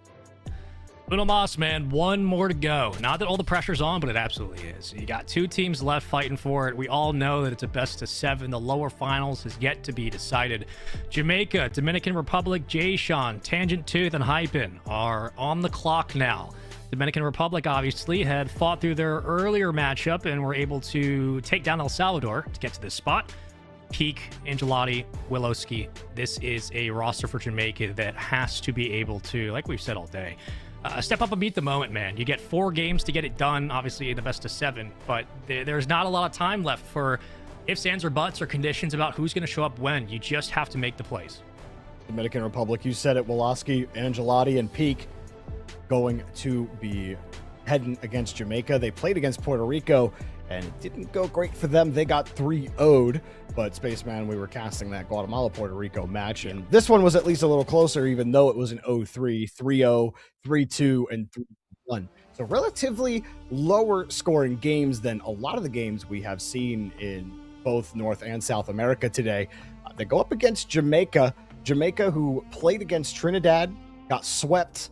What were those scores? It was a 1-goal game, 1-goal game, 1-goal game. Or no, that last game was not a 1-goal game. It was a 4-goal game. Either way, they played against the Bahamas in the lower bracket, swept them, no problem. And then they played against Guatemala, swept them, no problem. And now Jamaica find themselves in this spot versus the Dominican Republic. So just based on results, because none of these players have Wikipedia pages, don't have a lot of previous history with these players, but just based on what we see, I think we might get something competitive here for our last best of 7 for the day. I hope, man. I mean, outside of the last series that Jack and I just had, for me, it's just been all sweeps, and we finally had one kind of go more of the distance. I hope we get a Game 7 banger. I mean, this kind of brings me back to, you get the best of 7 matchup for North America when we'd have to qualify a team for the major and the last chance qualifiers, the head-to-head, and we would have that tiebreaker, and it was just pure fire all the way through. One best of 7, go out and win it. It would go 7, and it was so fun to watch. I do hope we get a nice long series and some excitement, because these players deserve it for making it all the way here. But you gotta wonder. I know we've talked with teams today that some have been prepping for this, others have just been showing up and finding success. Dominican Republic and Jamaica, like, it all comes down to this, man. The chance to represent your country at the Esports Nations Cup at a massive event later this year. This is what dreams are made of, Jorby. I'm so excited. Yeah, and even Dominican Republic, I didn't even mention them. They had beat El Salvador 3-0 in the lower bracket semifinal. And El Salvador had looked pretty decent when we had watched them earlier today. But here we go, the last best of 7 of the qualifier underway. Jamaica on the blue half, Dominican Republic on the orange is Hypin. We'll avoid a bump immediately. Try to get things started for Jamaica. It's got to be easy going. Keep the pressure on your shoulders, but the game in front of you. Every single member. It's going to be a long series. Let's see what they can bring to the table. Already a couple of interesting looks. Good defense to stall out on that first shot. And Jamaica finding some success on the back end as Dominican Republic very quickly puts one towards the net. Angelotti, high challenge. Uh-oh, everyone getting stacked up. Woloski trying for the flick. We're wanting to move quickly. Dominican Republic has this 50 right to Woloski, just trying to handle the ball.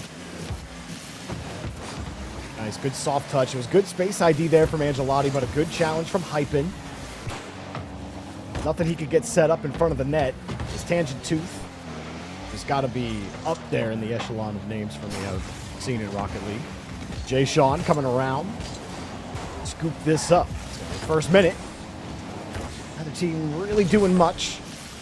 They're both feeling each other out. There's a demo that's doing a little more than feeling. As Peak slap this pass downfield to Woloski, denied. They got in the way. Angelotti, weak shot. He had no boost. Good form there from Dominican Republic. Woloski not quite done. Tangent Tooth the other way. Wants a pass. That's a skipper of a ball. Jay-Sean will have to catch. Maybe release this. Control from Jamaica on the push, and a good demo as well. Still back wall. Angelotti's to lose. This one coming straight down, and again, good form from the Dominican Republic. Yeah, look, chaos can be either really beneficial for a team that plays the pace, or it can break you down. If you're getting in spots where the ball's kind of ricocheting off and it's still working, that means that you're keeping stride at the right times. And this has been a Jamaican defense that, when they get set up on the other side, has been very quick to go for those off angles and try to redirect the ball towards the net. Credits to Dominican Republic for stepping up and handling a lot of that opening volume of pressure the way they have, with such little to really read, as the offense still kind of shows them the same thing. Really good form here from Dominican Republic on defense. Patience from Angelotti. Good 50 from Peak. Good quick challenge there in the third as well. High ball, free ball here from the midfield line. Not a catch. Hyphen will have to catch this. He fails, and Angelotti will punish him. Dominican Republic will strike first. A millimeters difference here. It just gets so close to a second follow-up. Potentially a defender being in there to block, but when you give something away like that for free, if you have one player sitting on the offensive third with an open look and the lower side of the net basically calling their name, they're going to take that shot. It felt there. I was just based on the results we had seen. This one seemed to be more even than the last few matches that we've seen, although that Uruguay match ended up being a little closer than you might have expected. This one is sizing up to be a tight one. I think both teams have shown decent vision when they're on their own halves. Poise on defense has also been decent so far, but Jamaica are losing control of the ball here. Tangent Tooth needs some assistance. Jay-Sean's there to help him out. Tangent Tooth kind of getting chipped around. Woloski happy to take the ball. No ceiling bounce. That goes straight to his teammate. Tangent Tooth deleted on the play. Pass it to top of the box. Angelotti sinks another one. Look, Jamaica's really had to rely on some scrappy defense and players stepping up to cover their teammates' mistakes this time. It's just a numbers game at the end. When you wither that storm, you have to rely on boost to make up the difference, and they just can't. The demo comes through at a perfect time. The offense cuts in from the midfield. And once again, when the net's open, Dominican Republic are going to take the shot. Great start for the Dominican Republic. You're right about Jamaica getting a little, what's the word for it, I guess, uncomfortable on defense after I thought they had pretty decent form, but then Tangent Tooth started getting harassed. Jay-Sean with a flick, missed the bump. Tangent Tooth staying on the ground, faking that challenge, but there's no teammate to support him now. Angelotti, air roll up to the ball. That would have been an insane double tap. Good attempt regardless. Still, they're letting that ball rip into the center net, and Jamaica are double committing on it just to get it out. Kind of tells you where the mind of the defense is at right now, of just simply put bodies on the play and worry more about the fundamentals later as they try to reestablish some kind of cadence here. Dominican Republic have been very, very comfortable, even defensively, fighting through these tough challenges. Both abandoned the play. That was a chance for second man there. Jamaica take an extra challenge. You have to put a little bit of trust in your third man on that midfield line. Ball's on the ground. Chance to challenge. Got to take it. Jamaica downfield. Not able to connect on a pass. Tangent Tooth on the back wall. Down on the defense. Double commit's fine. Jay-Sean's next to the ball. Rolls through it. Good save from Peak. Rebound. Taken away. Jamaica out of time here in game number one. Need to score with time left on the clock. As Hypen's ball gets away from him. And Dominican Republic doing well enough on defense. Jamaica, one last hail. And they can't quite find anybody. No goal for them. Dominican Republic will take game number one. What do you say, Spaceman? Do you think that Jamaica have a way into this series? Unfortunately for them, unable to score. Yeah, and I think looking at the window there for Dominican Republic, it was very much sustain, poke a couple times, but at the end of the day, their goals weren't too spectacular, and it wasn't because they weren't getting up to meet the ball or make plays. It was just being right place, right time, and understanding kind of the timing of those challenges and where they needed to be and where they need to put their shot. There were multiple moments where we saw players from Jamaica pull off on defense. Maybe one of their teammates was going for the ball, and their other teammate realized either they don't have the boost or they don't have the timing on this, and they had to cut in and make that save. It only happened a couple of times, but it was enough to show you that still there were moments defensively where they were not as clean, and when they're double committing, that gives, it's like a shark smelling blood. They're like, oh, a Dominican Republic's like, oh, okay, we can play a little bit hyper-aggressive. We can play a little bit further upfield. And once they did, I mean, you saw once the pressure was applied, they were winning those ceiling touches. They were winning that goal line stand. At the end of the day, they just found the right shots, and that is the difference. Angelotti getting both goals in that game for the Dominican Republic. One set up by a nice demo, a full team play from Dominican Republic, and then one where Angelotti kind of sized it up himself. I think he also almost scored on, or he didn't almost score, but he did try to line up a really narrow double tap. So Angelotti was looking really solid in game number one. Let's see what Jamaica can do headed into game number two. Only a 2-goal lead for the Dominican Republic. And again, first half of that game, a lot more solid. Let's see if they could get back to that form. Some more poise on defense, as you're saying, a little bit of structure breakdown from them. Let's see what they got. Yeah, it's not enough to scare me, but it is worth at least noting.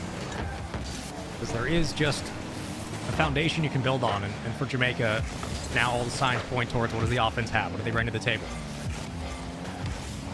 Jay Sean. Just the ceiling for this. That got away from him, and Dominican Republic not feeling much threat there. And Angelotti almost got dunked. Quickly. Whoa, somehow just weaving his way through traffic. No goal. All three from Jamaica dive into the net.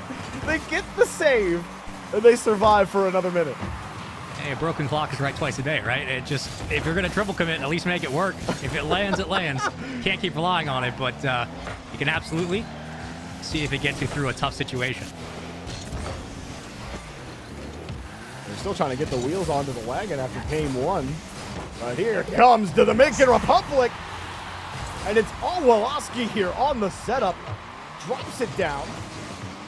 Takes out that first 50. And I mean, Jamaica are just flying at the ball. They're not even looking at cars. Yep. They just see danger and they're hitting panic without even looking. Yeah, it's really easy to watch that goal and say, wow, what an outplay. But there's no reason to have that much free space. In the corner, No reason to have panic. two If you're defenders. Jamaica, the ball's on the ground. Exactly. What's he going to do with it? Exactly, and it's just that it's having that sense of know where you're at on the field and what's happening. And it sounds stupid because it is when I say it, but legitimately, game state, he has the ball on the ground. There's not many ways he's going to get it right over you. Play through the ball, play through your fundamentals in moments like that where, again, the defense looks just a bit shaky, but it still is enough for Dominican Republic. That's the thing, is sure all the players on Jamaica are aware of it, but it's very clear the energy is a bit nervy. There's a good chance, but they're getting bumped out of the way, and wow, Tangent man. Tooth, he put a ticket into the Powerball. And, you know, like most of us, he did not win. That was quite the risk he took here, third man. And that was so open, the stream basically lagged. That was insane. It was just free. Well, Tangent Yeah, Tooth, you're not gonna he get many dove better from his looks than that. bedroom for that, dude. I mean, Yeah, literally. I mean, you could hear the window open and the man soaring out. That was ridiculously free. And those are the tough ones for sure. You can't really, I would say, for the scope of this game for Jamaica, you can't focus on those kinds of backline shots. Yes, it sucks, but your job right now is simply control the midfield. You cannot be worrying about, outside of cleaning up the rotation, you can't be worrying about making sure you challenge the ball once they have possession. You just need to make sure you play the game. and Tangent Tooth, his responsibility there is to buy time for his team. And when you're that far off the ball, there's zero worlds where you get a touchdown. Just got to be really careful. good, man. Net's open. Uh-oh. This is getting ugly. Yeah, it But is. you know, hey, I'll tell you something though, Spaceman. The bar is very high for how bad it can get. It's true. It's Angelotti true. will score another one here, 3-0, and a hat Listen, trick I've for seen miracles Angelotti. today. Yeah. We know what can happen, man. We know where this could go. We know what miracles look like. I mean, we've seen it all. So Wait, 3-0 well, I don't know is if we nothing. saw. Did we see a miracle? Hey, dude, yeah, after those first I two know we games wished earlier, for a yeah, that was a miracle miracle. from I don't Guatemala. know. Come on. Yeah. The way they turned that thing around, got 3 goals, that was a miracle. I will say I have more hope for Jamaica That's a great pass. Shot denied, though. A little bit more of that from Jamaica on offense, and maybe talking about them starting to come back a little bit. Have to win some more of these 50s. Hypen does just that. No doubt Tangent Tooth wants a little bit of redemption as well. It's a heavy touch. He gets a demo. Jay Sean had to recover, but look at Tangent Tooth nice. getting the bump in net after picking up the demo, and he does indeed redeem his third man challenge. I love it. Just do your job. Doesn't have to be fancy. Just do your job. Get upfield, make some plays, allow your team to rip that shot is how I'm going to close that one. That was just nice effort all the way around. Good hustle from Jamaica. Started the clock on the comeback. Got to keep Woloski out of the net. Beat. Touch from Tangent Tooth means he gets the ball, and this could get squirrely really fast. Here we go. Across the side. Woloski sitting tight. Big touch there from Tangent Tooth, called off at the last second, but Angelotti got the boost, moves off the ball, misses the bump. Jay Sean there to cover Tangent Tooth again. It's working out. There's a demo as well, but they don't have the ball just yet. Jamaica surviving on defense. Tangent Tooth having to run, avoids the bump, gets the save. Woloski feathers it, but can't make contact. That was going to be a tight angle regardless. Whole right side of the field was wide open for Dominican Republic. They play that shot a little bit quirky, but they get a full grab at the midfield. They control the right side. They can now kind of single stack directly into the net. This is, maybe not entirely as methodical as they would have liked or as intentional as they would have hoped, but it's working. They're able to kind of adjust in the swing of the rotation and make the most out of the space that they know they have. Again, kills time off the clock, and for Jamaica, still looking for them to break out. Nice demo from Angelotti. Nice demo from Angelotti. Tangent Tooth, what a save. Jay Sean, though, couldn't get a handle of the ball. And that just completely killed the momentum of that play. Yeah. Tangent Tooth opened up a gate there for Jay Sean, and he just couldn't get the touch he wanted. Now Tangent Tooth unable to get back to that 50, and time is the enemy now for Jamaica. Yeah. A team that's feeling a little bit more accurate or comfortable, Dominican Republic on a warmed-up day probably puts that one away as well. It's probably a 4-1 game now. It just, like you said, killed the momentum of that entire swing, and that is the speed in which a play can develop and break down and really shut the door on opportunities. It's been Dominican Republic for the first two games, and look, there were some better signs from Jamaica for sure. Less woes defensively, but still the idea of the hesitation, or if we want to call it the fake game, whether it be intentional fakes or I made the mistake, I flipped the wrong way and my team's going to pick it up. It's those things, those small slowdowns and the small inconsistencies that just simply slow this team down, and it kills them in moments where they look like they have a chance to go upfield. It's really tough, but they still have a long series ahead of them. Dominican Republic just look clean. This was a better game, though, from Jamaica. The first half of the game did kind of go the same way as the entirety of game one. And, we were rinsing Tangent Tooth for his challenge that he never should have taken as third man that gave the Dominican Republic a free goal. But after that, Tangent Tooth actually really stepped up. He helped get Jamaica's first goal on the board. He made some time-buying touches. He made some goal-saving touches.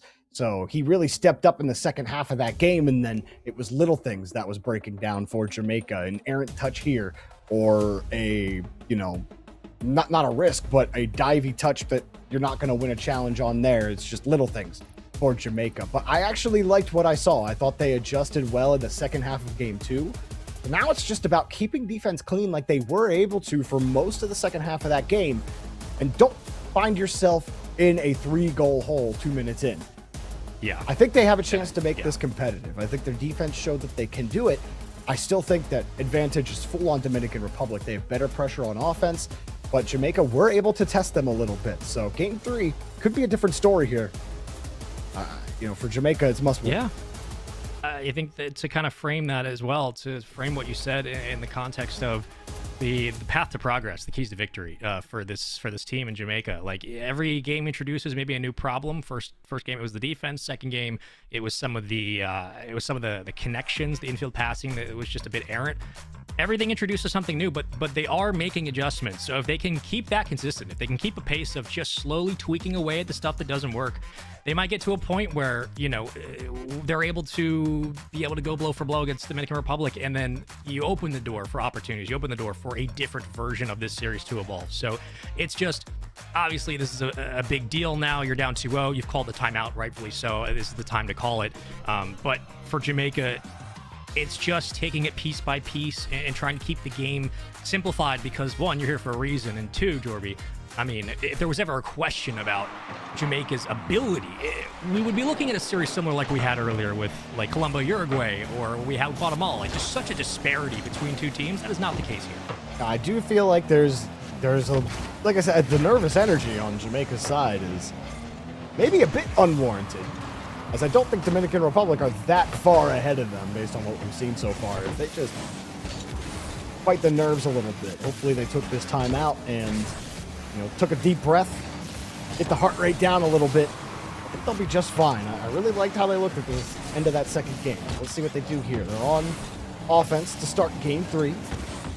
Trying to find a way to win this corner. Tangent Tooth. I think for me, name of the game for Tangent Tooth is risk management. And just take less risks in general, especially if you find yourself in that third man spot. And look, if you're going to take a risk, commit to it. Have a plan as a team. Or make sure you hit your shots. There it is. First goal. Angelotti's been real solid today. Able to put the ball on frame every single time, although, okay, technically that wasn't on frame. He had a little bit of help from his friends, frame. The crossbar and the post. As they say, two's a duo, but three's a party. I don't think they say two's a duo. What do they say? Two's a what? Two's a pair, or two's a couple. Three's a Two's couple. a- Two's a pair, three's a couple. Four's a I know no, three's think a you're right, party, though. but I think what's you're two? right. Yeah. It's not pair. Is it pair? I don't know. Two's a good time, three's a party. I don't know. I don't talk to other people. I don't know. Oh, God. Chat, let us know. I think we're losing it here. You know who's not losing it, though? Velocity. Yeah, challenge, though, from Tangent 2. Type in. Bump. Oh, almost. Tangent Tooth. He just wanted the camera shot there. Yeah. He looked great. I mean, I appreciate the effort. I like to see him fly by. It's like Blue Angels. Whoa, Fly by when you don't expect it.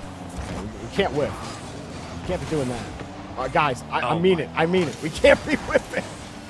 No, we No, did so well Angelotti, not to you change too. the defense. What We is did happening? so well. Everybody's missing the ball. There we go. There we go.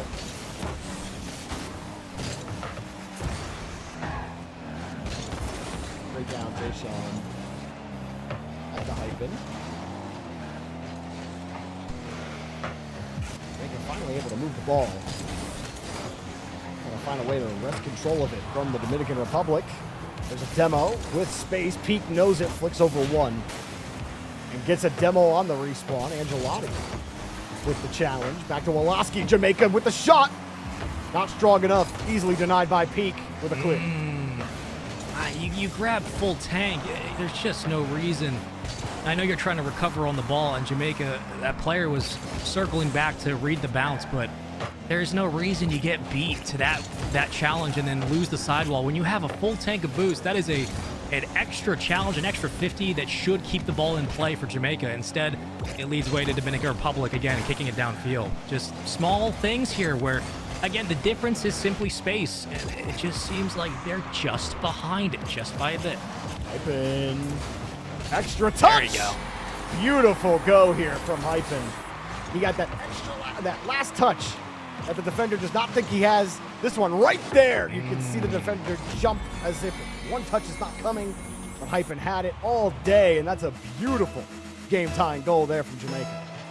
Need that, man. Need that for the morale. You need that for the health of the series. And simply put, hope this save clears. It does, but after that last counterattack and how it stalled, you needed something to just prove that the extension, the second game, the effort you can put in is still working, still connecting. Dominican Republic are back on offense. Peak, reading the touch on Tangent 2. Ball drops straight down. Deshaun doesn't have any boost here. Angelotti sticks close to him. Not a favorable bounce for Angelotti. Makes the most of it, though. Gets through another attacker. Holds the ball, held the flip. Angelotti, I like how you're seeing the game. Velocity will take the boost. What a pass here from Deshaun. Shot! Oh, Hypen does it again! Had the pass, and now has a goal. Jamaica have a lead. There's some game one Jamaica right here. Bit of magic, nice little setup, and what a dart from Hypin. I mean, you can't lose any speed on that ball. It has to be fast, quick, catch and shoot, and it was. And quite frankly, it was so fast that we broke the lobby. We're gonna make sure everybody's all good to go. But yeah, man, I mean, those are the look. You get a catch and shoot opportunity. If that thing is any slower, it gets saved. That was well done execution down the stretch. When you have to execute, can you execute it? That is the difference at the end of the day. Good for Jamaica to be able to get themselves out in front. Hypin coming up big time on both of those goals, and Jay Sean on the assist that time as well, getting it done. Dominican Republic still had some good looks. You know, the rest of this game, as soon as we get back, are going to bring it to Jamaica. So we talked about Jamaica in game number 1. Panicky defense, a little nervy. They're not looking as nervy in game 3. The timeout, I think, served them really, really well. So as we get back into the game, I believe all the players are good to go. So let's keep going. Jamaica, a minute to get a game win here and make this a ball game. I'm hoping for it. I'm seeing it now. Spaceman. Yeah? I think we might have a ball game. You might have to, man. Look at this. What a beauty. Come on now. Great stuff. Jay Sean to Hypin again. That's the first time Dominican Republic's had to answer a situation all series. Yeah, they got a scrap for this one. As a high ball for Woloski. His winger is way out on the midfield line. Huge boom for Dominican Republic. Met at the midfield line. Angelotti got a piece of it. Tangent Tooth was also in traffic. Woloski failed flick. Works out. Angelotti just flipping back. Tangent Tooth. That works. Hypin back to the ball. If they manage to connect that, I don't even know what you say at that point. That's just the tip of the cap. Go next. I'm not watching the replay. It's disgusting. I mean, you said it both Unreal. blocks. That's right. 20 seconds for Dominican Republic. Post timeout. Jamaica able to rip 3 goals on Dominican Republic after being unable to get much done, only scoring 1 in the last 2 games, but with some time left and a bump. It's not quite over. 5 seconds.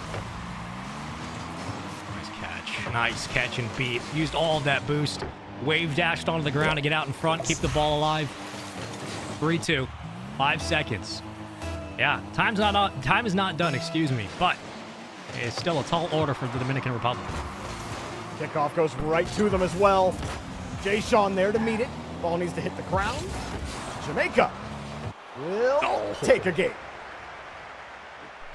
Dude, I saw that ball coming towards the backboard. I thought if you do not get your Fennec in front of that thing, you are going to be hearing the craziest comms ever. You must get that thing away. Good for Jamaica, man. I mean, coming off that timeout, Hyper, who not only ripped 2 beautiful shots and was in right place, right time to secure it, but for Jamaica to do so and to do so with comfort, to do so with we can get to our spots and we can hit our teammates in stride. We can make sure that we're not throwing away opportunities or lives at the net. We can make sure that we're not shooting ourselves in the foot.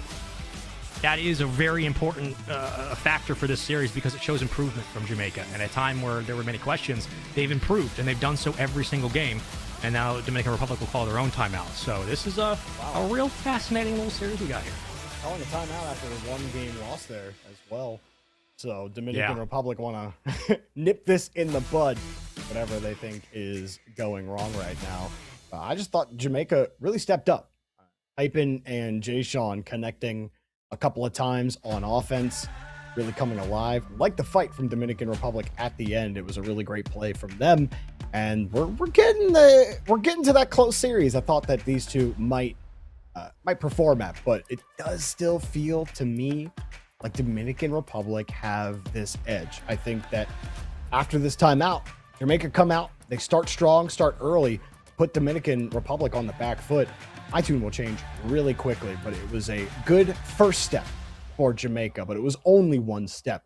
So after this timeout, they need to find a way to keep that momentum alive.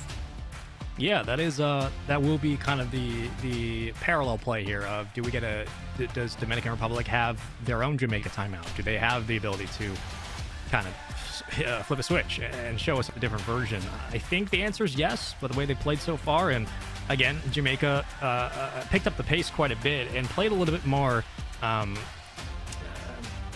Played a little more Pong-like. They were able to just really keep the ball in front and really start to contest some of those challenges and send the ball with purpose downfield.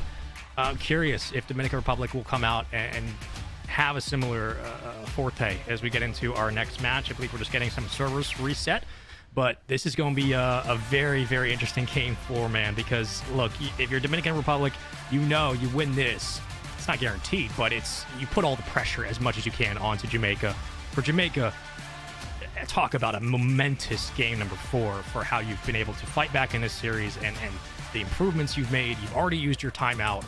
Now you have to prove that it wasn't just the timeout buff. You have to prove that the adjustments have been made and try to keep this series alive. This is going to be a fun one. 100%. We have had a long day of Rocket League, lots of matches, lots of countries qualifying for the Esport Nation Cup, and this is the very last spot today that can be grabbed. Only one of these teams are going to grab it. Dominican Republic jet out to a 2-game lead, but then Jamaica call a timeout, find a way to get a game back. Now Dominican Republic spend their timeout, and now we're about to get underway here in game number 4.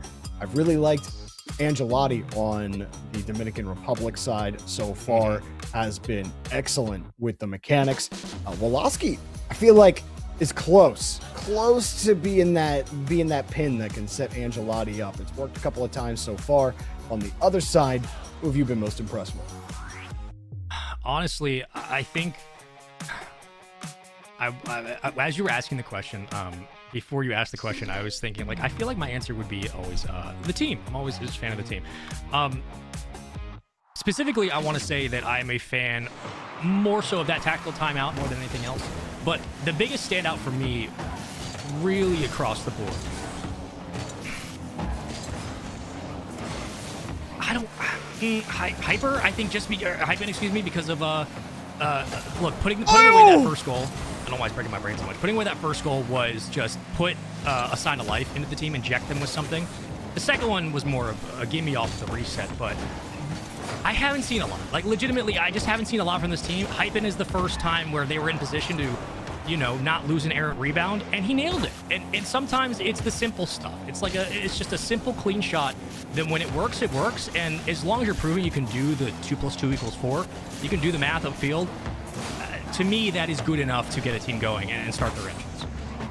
Peak setting this up with Angelotti, and that's just way too powerful for anybody to stop. He continues to score every time his nose is behind the ball. Great setup there for Peak. Well, timeout buff. 1 for 1, 2 for 2. So far, so good. One more time. Go for it. No one's around. Tangent Tooth having to avoid his teammate. Tangent Tooth, one thing I gotta say about him, I love that he's just always willing to go. We had the opposite problem earlier today where no one was willing to go. I'd rather have someone always willing to go than someone who's just gonna sit there. But you know what, Tangent Tooth, good on you, man. That's always awesome. trying to move forward, always trying to move downfield. Here we go, get the ball. Pass. A little high, a little far, but that's okay. I love the idea. Nice 50. Cuts down that extension of the backboard. 2 players hang back for Jamaica. And Jay Sean does a nice job of breaking up the play. Fortunately, won't be able to tackle much. Still a little bit jumpy from the defense. Jamaica looking for their first full chance on the ground. They give it right back. And that is a disaster of a defensive stance from Jamaica. Yeah, Hypen just completely misses the ball. Goes right out to Woloski, and Jay Sean, good luck saving it. He's coming back. He thought he could make a play on it, but he sees that mistouch, and honestly, it's probably better if he just stays in net. As that ball wakes out, if that ball comes out, you already know Woloski's going to take the shot. Give yourself a little room. Wait for the touch and then go. Like, don't let the touch come to you. Just as soon as you see Woloski's touch, then you go. Instead, he comes out a little early, then tries to turn around and make that save, and it's not really Jay Sean's fault. Hyper just has to hit the ball. either way. If you're gonna nitpick, I'd say there. Dominican Republic happy to take it. Happy to take no goal here. Yeah, gonna want that one back, especially after this counterattack. But not out of it by any stretch for Jamaica. 3-0, 2-0, doesn't matter. You have to fight for this midfield control. That is the only thing right now, outside of connecting with your teammates, that matters. You have to have some kind of presence. And multiple times they've called on Hypen on these assists to step up and take a shot, and the striker has not missed. That catch from Jay-Sean is kind of ridiculous. Used his undercarriage to squeeze it against the wall, and instead of it like popping up and away, it just popped perfectly in front of his car with like no speed. I don't even understand how he got that touch. Either way, he did, and then he set up Hypen.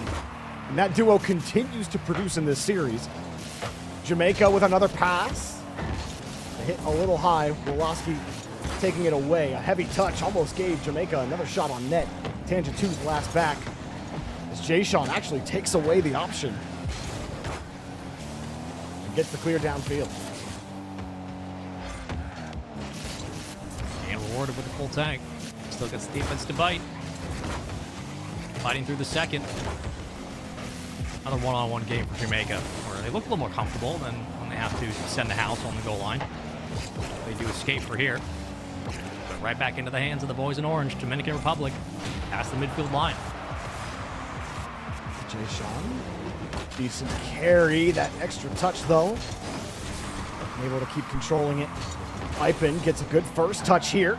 Peak. Missed time to read on the 50. Tangent 2.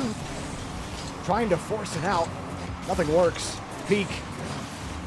Just getting the ball over one, and everyone diving into the corner for Jamaica, feeling a bit of pressure, feeling that time as it continues to tick down to a minute left. Dominican Republic still that goal in hand, and that ball just wide of the net. No shot came. Tangent 2 takes control. He goes for the short hop, but can't get back to the ball. Angelotti pops it up high. No play. Like what I'm seeing from Jamaica right now. Even if they're just letting that shot ring out towards the crossbar, they're stretching the defense, finally. They're getting Dominican Republic to have to play both sides of the field from wall to wall. It's made a difference. That's a tough one. Still sitting on low boost for this team defensively. Loses the 50, but luckily Tangent is there. Gets a little bump for his efforts. Jamaica trying to tie it up. Oh, it was a very good 50 and a decent pass there from Jay-Sean. 15 seconds left. Peak down the field. Jamaica trying to keep it tight. They get over one. Jay-Sean and Hypen. They've done it like 4 times. They want to do it a 5th time. You can't connect. Hypen dove for it. Tangent Tooth keeps it alive. Oh!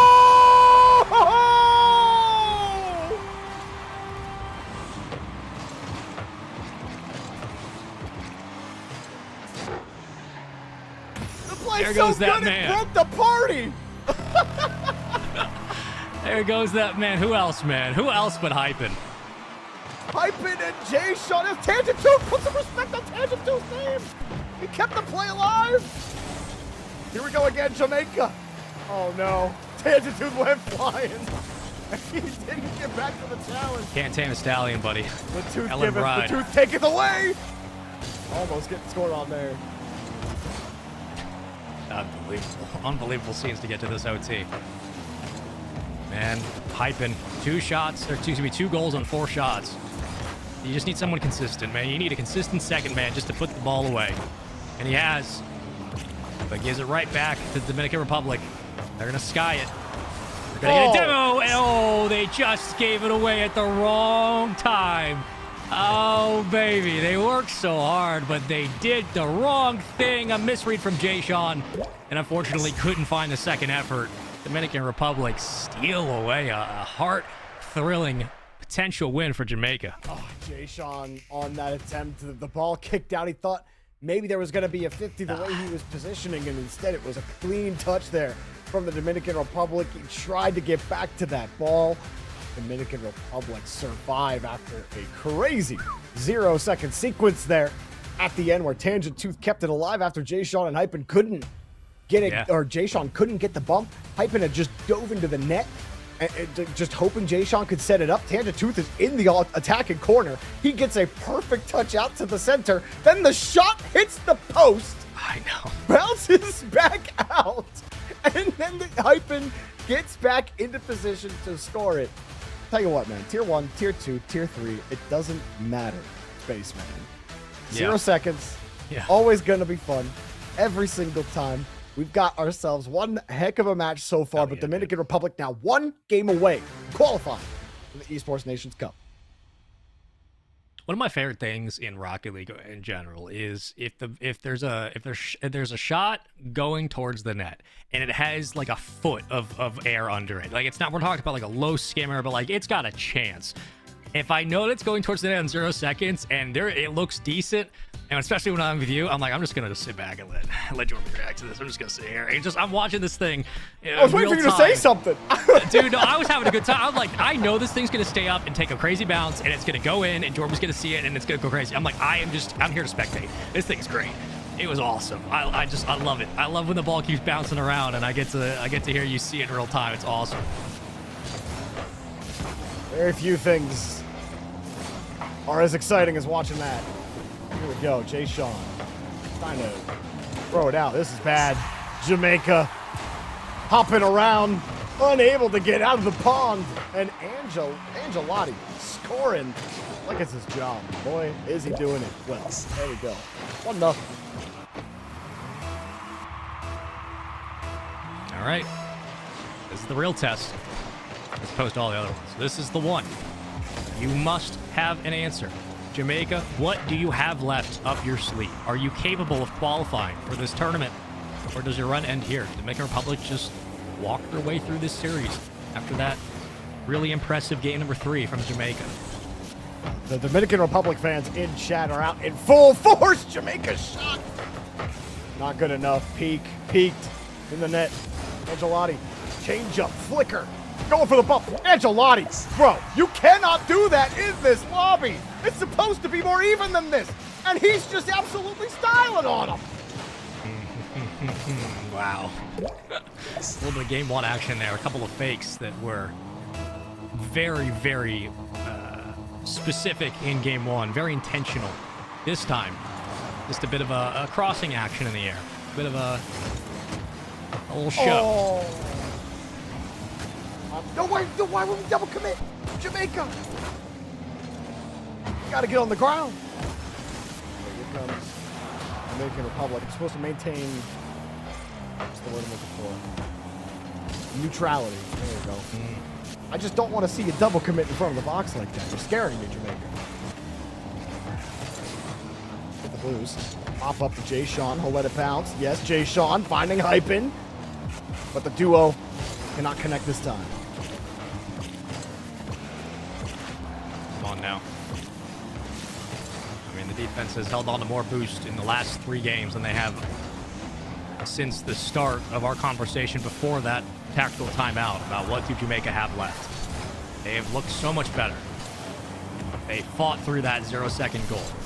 They're finally finding space upfield. Can they put one away? And Tunic gets back to it. Was the errant touch, but he bought just enough time for Jay-Sean to get back. Hypen squeezes the rock. Dominican Republic are squeezing Jamaica's defense.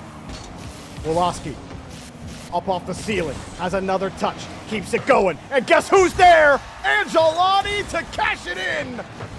But it's all Woloski on this play. Beautiful progression towards the net and a bump on top of it. Dominican Republic are dominating game 5. You know it's coming. You know that bump. The air dribble cringe is going to happen. You know that they're going to follow up on the touch. Still can't stop it. It's been clinical in this one.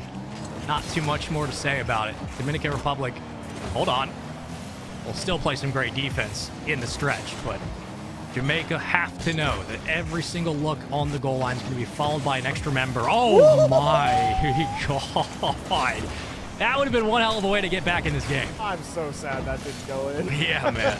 I needed that one in. Oh, here we go. Pop up. Great bump feed.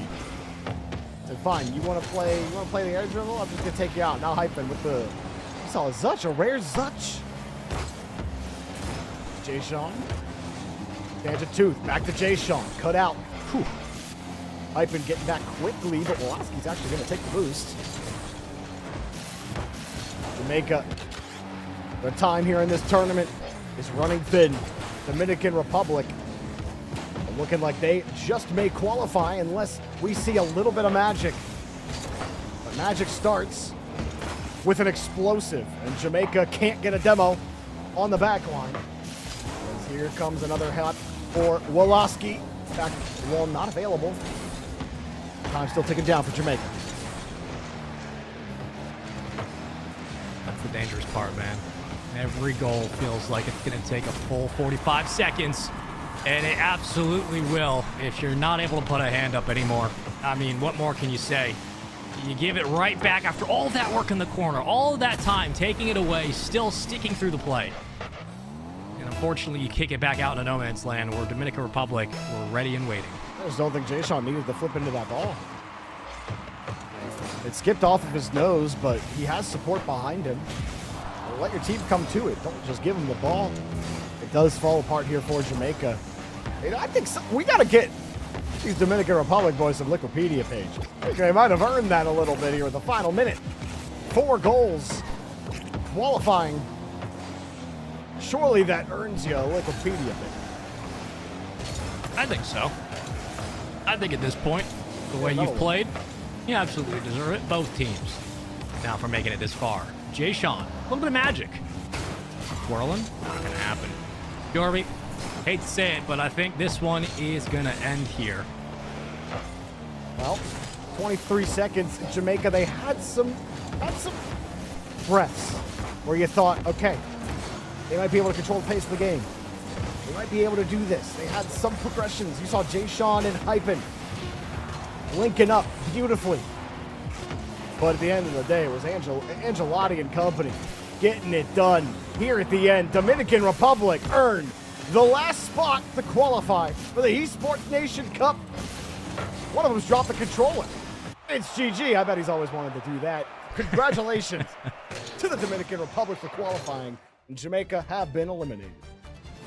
Yeah, that's one of the good times you get to put the controller down. So it doesn't matter what we do. We're winning the mathematical outcome here. Congratulations, Dominican Republic, man.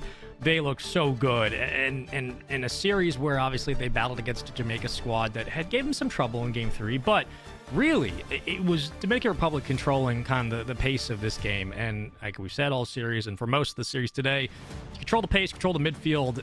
Obviously, mechanics can get you through tough situations, but you're probably going to have a pretty good day of things here. So we take a look at the bracket. Dominican Republic do qualify for the Esports Nations Cup later on this year, and Jamaica looked they looked okay. Like they looked like they were in contention for a bit, but definitely not as one-sided as their Guatemala match was. Definitely a skill change against Dominican Republic, and there is the layout of all the series we've had today. Puerto Rico, Trinidad and Tobago, Dominican Republic will be moving on and playing further. So we've qualified all of our teams, Jorby. I believe we're gonna have an interview as well with our winning squad here, but a tough one for sure for Jamaica. I will say, you get to this far in the tournament, whatever team you are, you get to a lower final, a winter final, you don't qualify, that is still proof of concept. It's the fact that you made it this far means that there is still something here worth cooking. I hope that they're able to go back to the drawing board, keep making changes and making progress on their play, and hopefully see them again in 2 years. 100%. And congratulations to all of the countries that get to represent the Nation Cup. But before we end up signing off, let's go ahead and talk to the winners here on Dominican Republic. We have Peak from the Dominican Republic with us. Peak, congratulations on qualifying for the Esports Nation Cup. Have to ask you, when Jamaica won that game after the timeout, you guys called the timeout right afterwards. What were you guys saying in that moment? You still had the lead in the series. What was going on? First of all, thank you so much. Thank you for having us. And we were thinking like we have to regroup and just go to the basics, to the fundamentals. And yeah, that was basically it. I mean, you guys looked phenomenal. Sorry, Spaceman, but I'll just ask again. Is like, what's the most difficult thing that you guys have had to deal with team. And obviously, you qualified through the lower bracket. Talk to me about the competition. Talk to me about the struggles that you guys have had so far. Oh yeah, the struggle that we had. Jamaica is pretty good actually, more than we thought. Puerto Rico is a really good competition. It was a tough match, but we had pretty good results. We think, yeah, I would say Puerto Rico would be like the hardest team. For you guys, moving forward, you got a couple of months break before the big event. Obviously, it comes up, and you're going to get a chance to play on land. For every team, there's always something they're thinking about going into an event. It may not be the apple of their eye. It may not be something that you think you have to worry about too much. But is there a part of your gameplay, whether good or bad, that you've been thinking about a lot recently that you're seeing results on either in this tournament or going to be considering going up to the land? How are you guys feeling, and is there anything sticking out to you? Well, this is our first time qualifying to this type of tournaments, like going to the LAN, and it's a really big opportunity. Since having our coach Taisuko, which is Sauce's brother, which is a pro, so we followed his,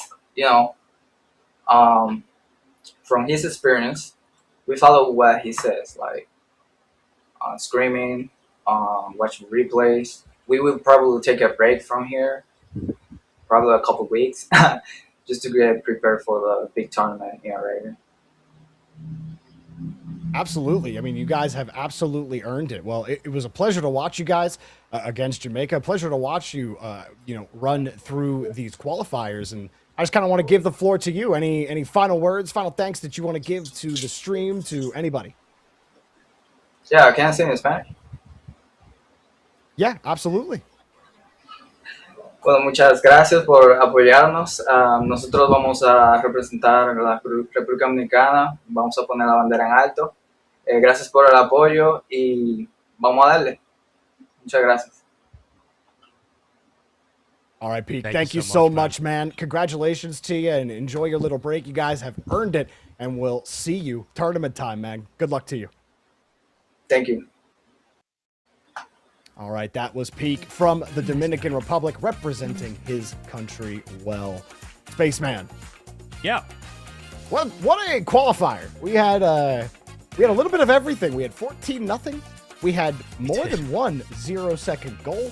We had 4-minute overtimes, and it was Rocket League. I mean, what more do you want me to say? We had teams qualified. You get to represent your country. I mean, all of it, phenomenal stuff. What a day. Shout out to everybody in the back production, keeping things going. This was a very long stream. We covered, 5 different regions and qualified a bunch of different countries. This has been a wonderful time. It's been wonderful. I'm sorry to steal the exact same word you just used. It's been great, dude. I want to say my favorite part of the day, again, shout out to the production who's been running this thing for over the last 20 hours. Shout out to all of our admins and those who have been working with us as well. Everybody did a phenomenal job. But the thing that I take away from this tournament is not the gameplay. I take away the amount of interviews we had with people who said, be it first time playing in a while, I just liked playing the game, and I got a call from my country saying, do you want to represent?